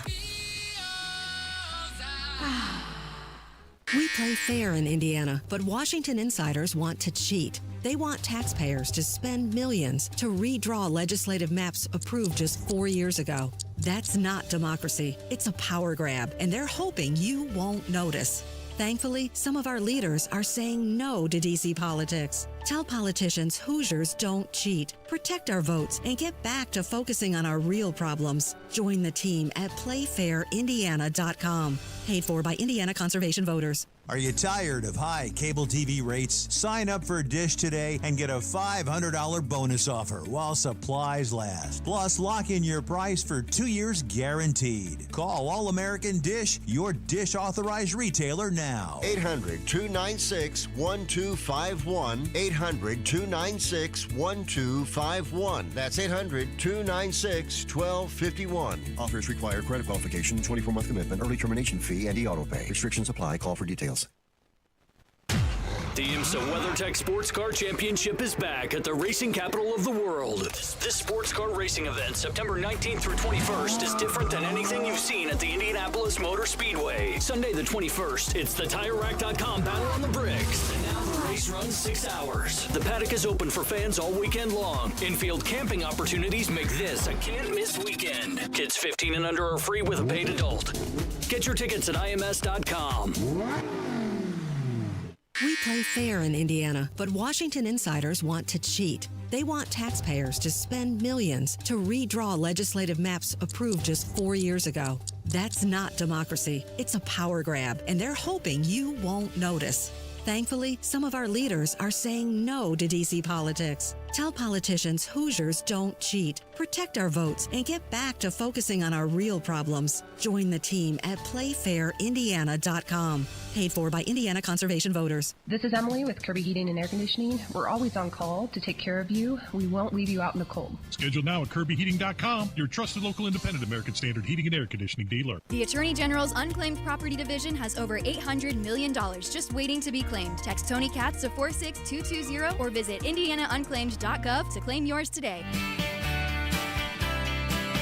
Okay, so now that we've defeated the Franklin Central Data Center, and we've seen how easy this was. Have we officially defeated it? Can we use the same procedure to find out where Hogsett was during the riots? You see how easy this was? Right? Okay, so you've got some key developments here in Google's Franklin Township Data Center. So you needed, what, 16 counselors? Is that right? I think was it 15? 15. 16 out of the 15 said no. Yes. So again, people are like, "What?" I assume most of you listen every day, but for those of you who don't, is a proposed data center going in. And look, the reason we're spending all the time on the data center stuff now because we're at the tipping point. If you don't stop them now, we're going to pay out the backside on this for generations. Mm-hmm. You got to stop these things now. You're going to pay through it with your tax money. You're going to pay through it with your utility bills. You're going to pay for it with the lack of resources to water and electric potentially. You got to stop these things now. This is ground zero right now. And if you haven't been paying attention to these data centers and what's going on, you need to wake up and you need to be aware because they're not going to stop. They're going to go to the next place. We've seen this before. They get rejected somewhere. They go somewhere else. They will come to a community near you. So Google had proposed a data center in Franklin Township in Indianapolis. And the citizens there were outraged, as they should be. They gathered thousands of signatures. Hundreds of people showed up to the meetings. However, by the way that the city government works in Indianapolis, for lack of a better term, the planning commission approves something, it takes 60% of the city council to be against it in order to defeat it. It's not a majority. You've got a higher bar to hit. There's 25 members of the city council, which meant I think they had to get to 15. 14 had come out. Mm-hmm. And then we talked about yesterday how, like the song says, 1 is the loneliest number. Right. The last vote is always the hardest to get. It's usually pretty easy to get 1, 2, and 3. That's the low-hanging fruit on anything, and then it gets harder as the event goes along. And as of yesterday, it appears they got to counselors 15 and 16. Yeah, so counselors Allie Brown and also Nick Roberts, they put out a joint statement opposing the data center. So 16 out of 15 counselors needed to stop it. Now they just have to formally vote against it on September 22nd.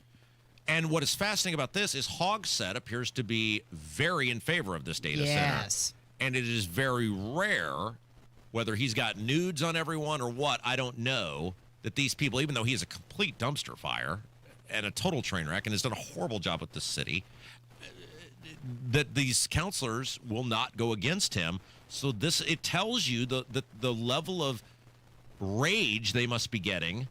And Alec Willis, who was with us earlier, who's fighting this thing out in Martinsville, said the same thing, although it seems like they're getting ignored.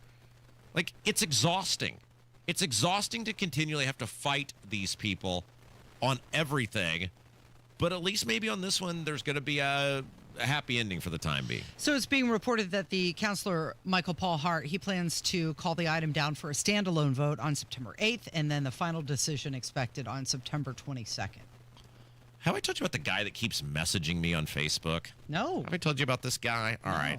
I can't remember. We talk about so much. It's a friendly message? No. Oh, boy, howdy. No, it's not. Okay. So this guy, this is like a couple months ago, there was some development in Brownsburg that I was against. By Logistics Park? No, it was on the other side of town from Logistics Park. They were going to build a bunch of homes.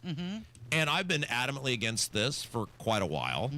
And like any other citizen in town, I have a right to an opinion on development in the town.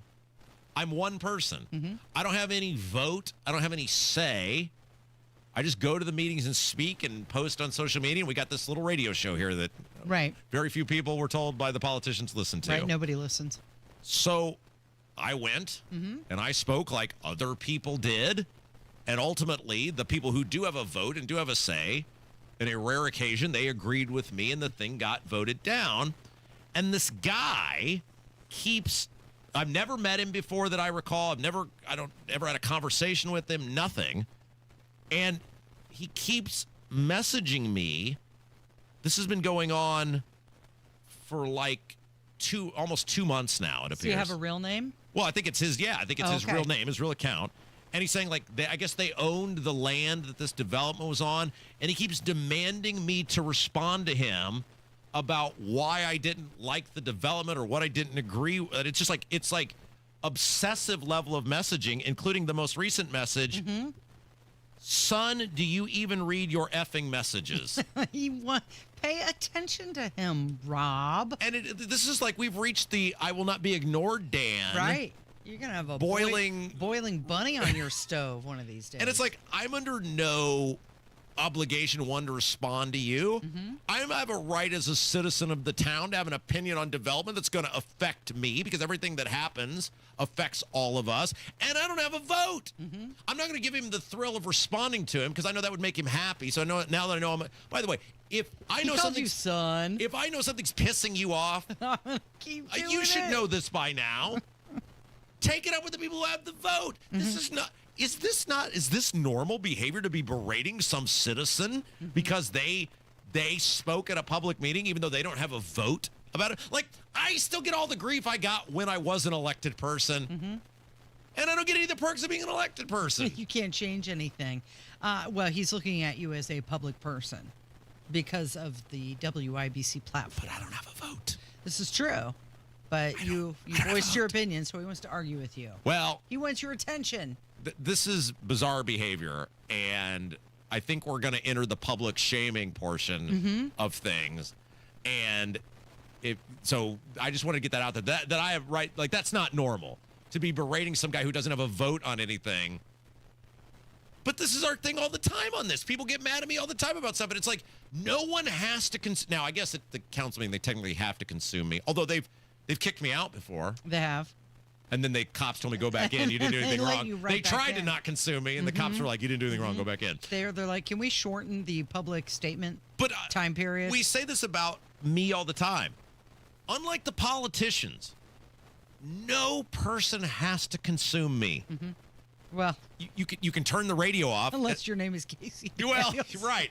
But even you can leave at any time. That's true.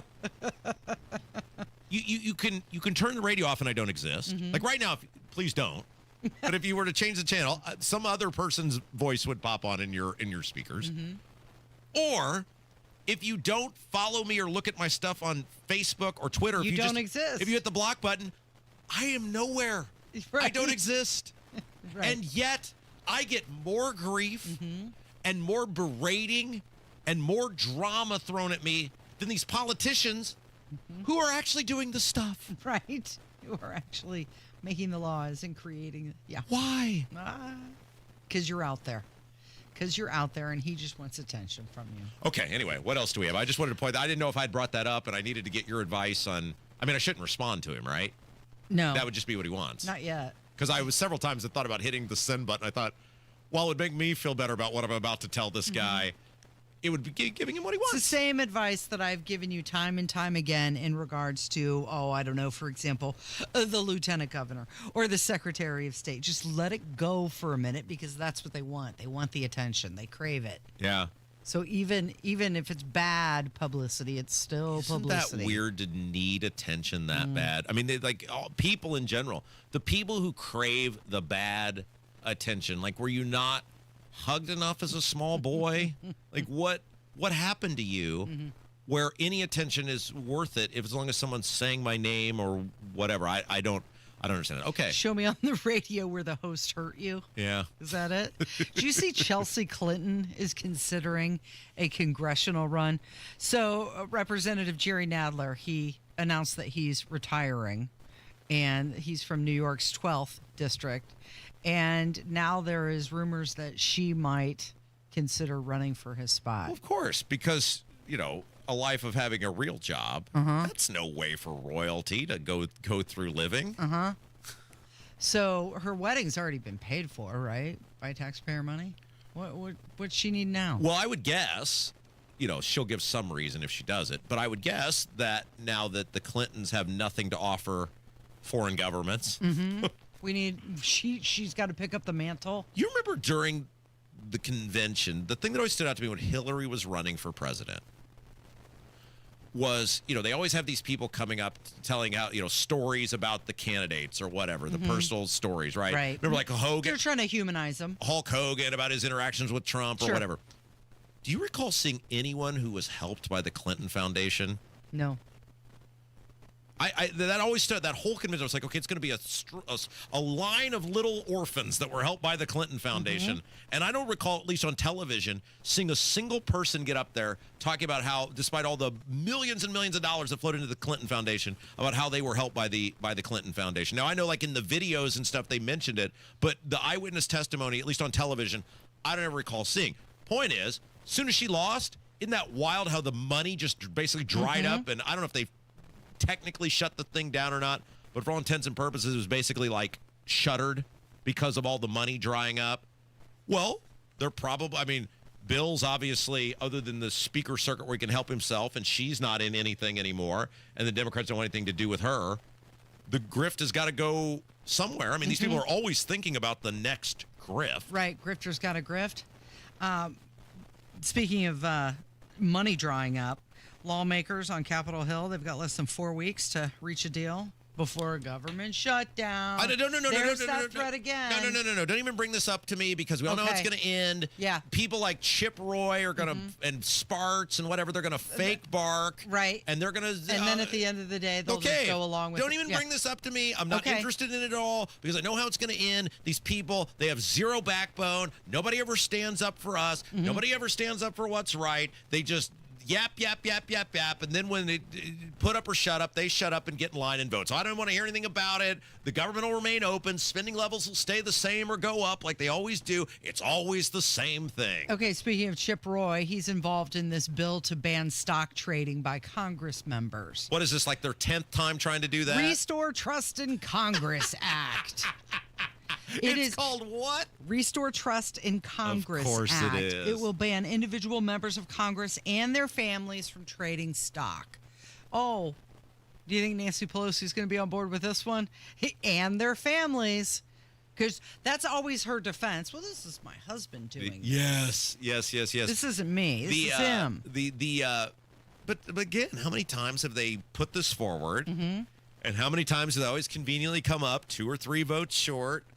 And, the last time Trump was against it because it would have put a cap on what him and his family could do. And it's just like, why is this acceptable behavior? When you go into the Congress, public service is an honor. When you go in there, you should say, whatever I've got now is what I'm walking out with. If that stock goes up, great. If it goes down, fine. This is part of the service part. The sacrifice should be you don't get to make money off being in the government.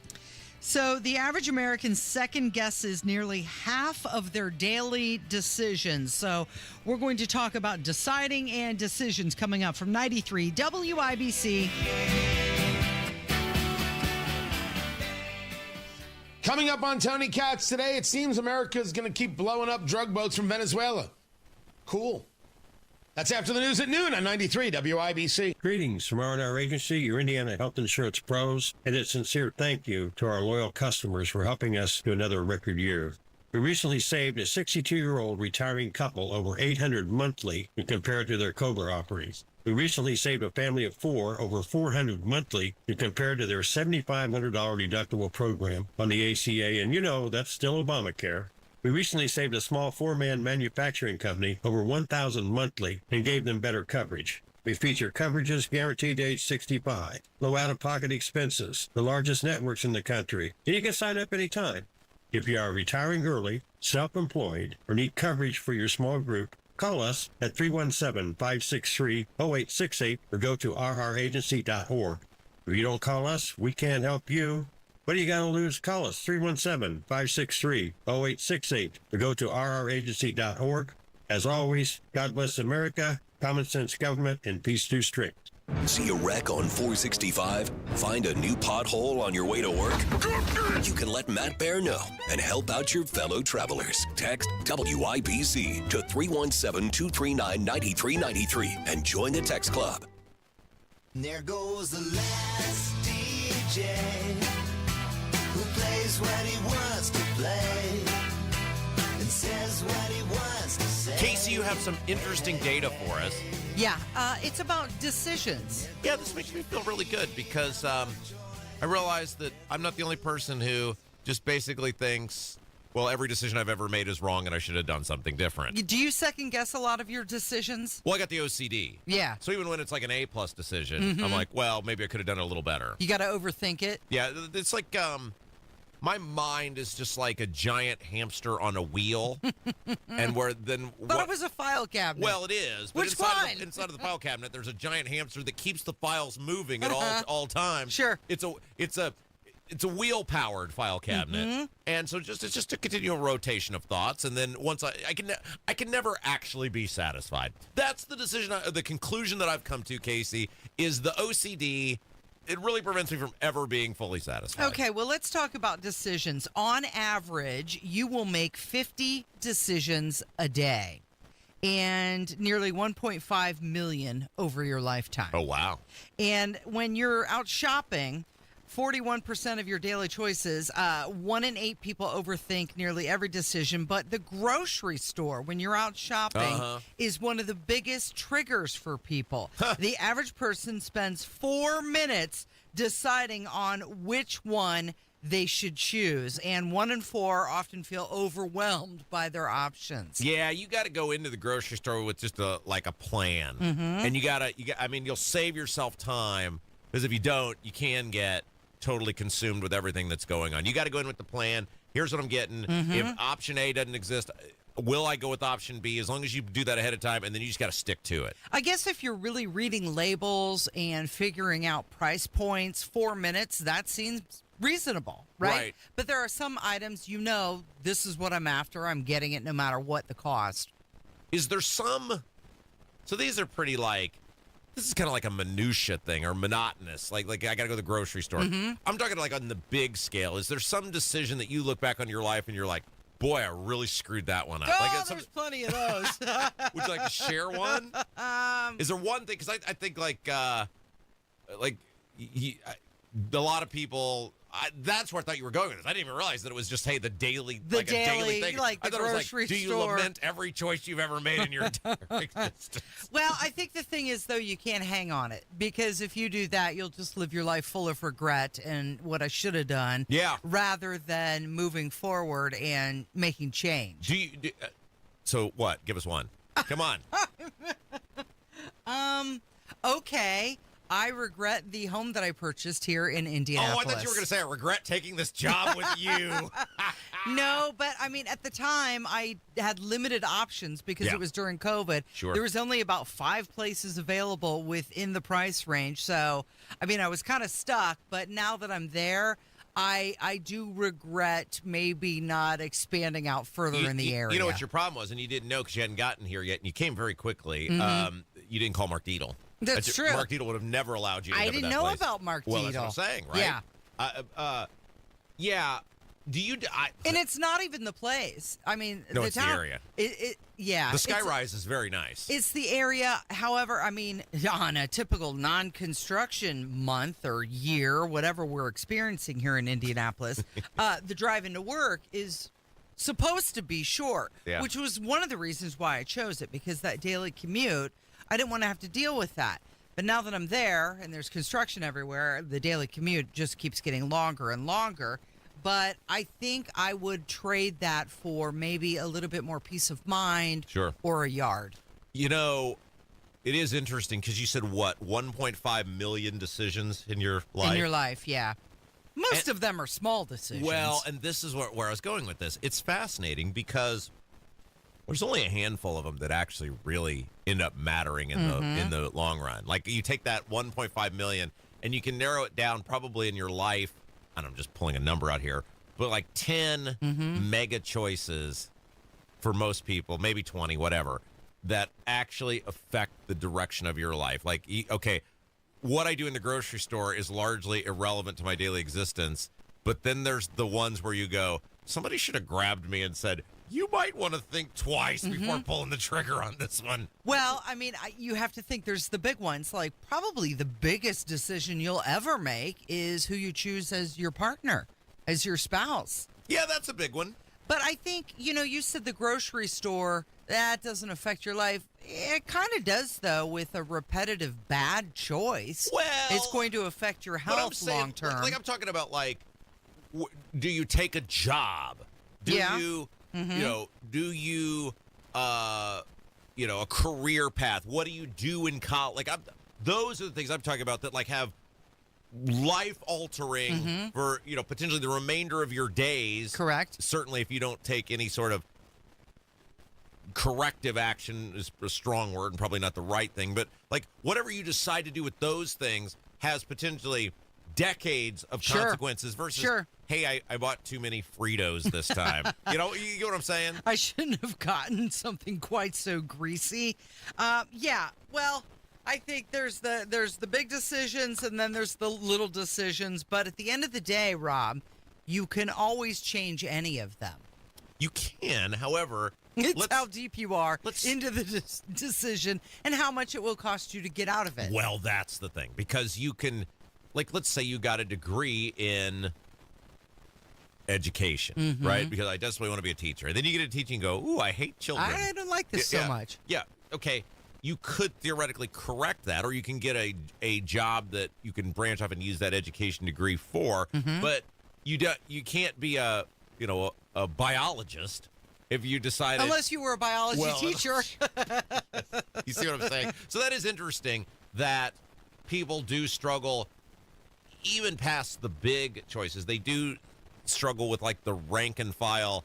little decisions of your daily life. Do I go with Lay's or Pringles? Right. 7 in 10 Americans say they want to be 100% certain of their decision every time.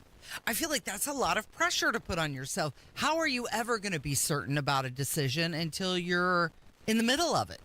Yeah, you're never going to. Right. And I mean, I guess you make the decisions based on the information you have at the time. Yes. And you try and, weigh all your options and make the best choice for you. One of the decisions that I'm making with no regrets or second guessing whatsoever is I'm done with this show today. Oh, okay. So you can keep going if you want. No, so am I. I'm joining you in that decision.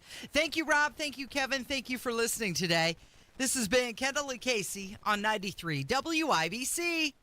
Hey, it's Big Joe for your trusted local independent American Standard heating and air conditioning dealer, Kirby Heating and Air Conditioning. Owner Robert Kirby says more and more customers are looking into the advantages of mini splits as an add-on to help heat and cool smaller spaces. Separate zones, so separate control of your temperatures. You can turn them off if you want.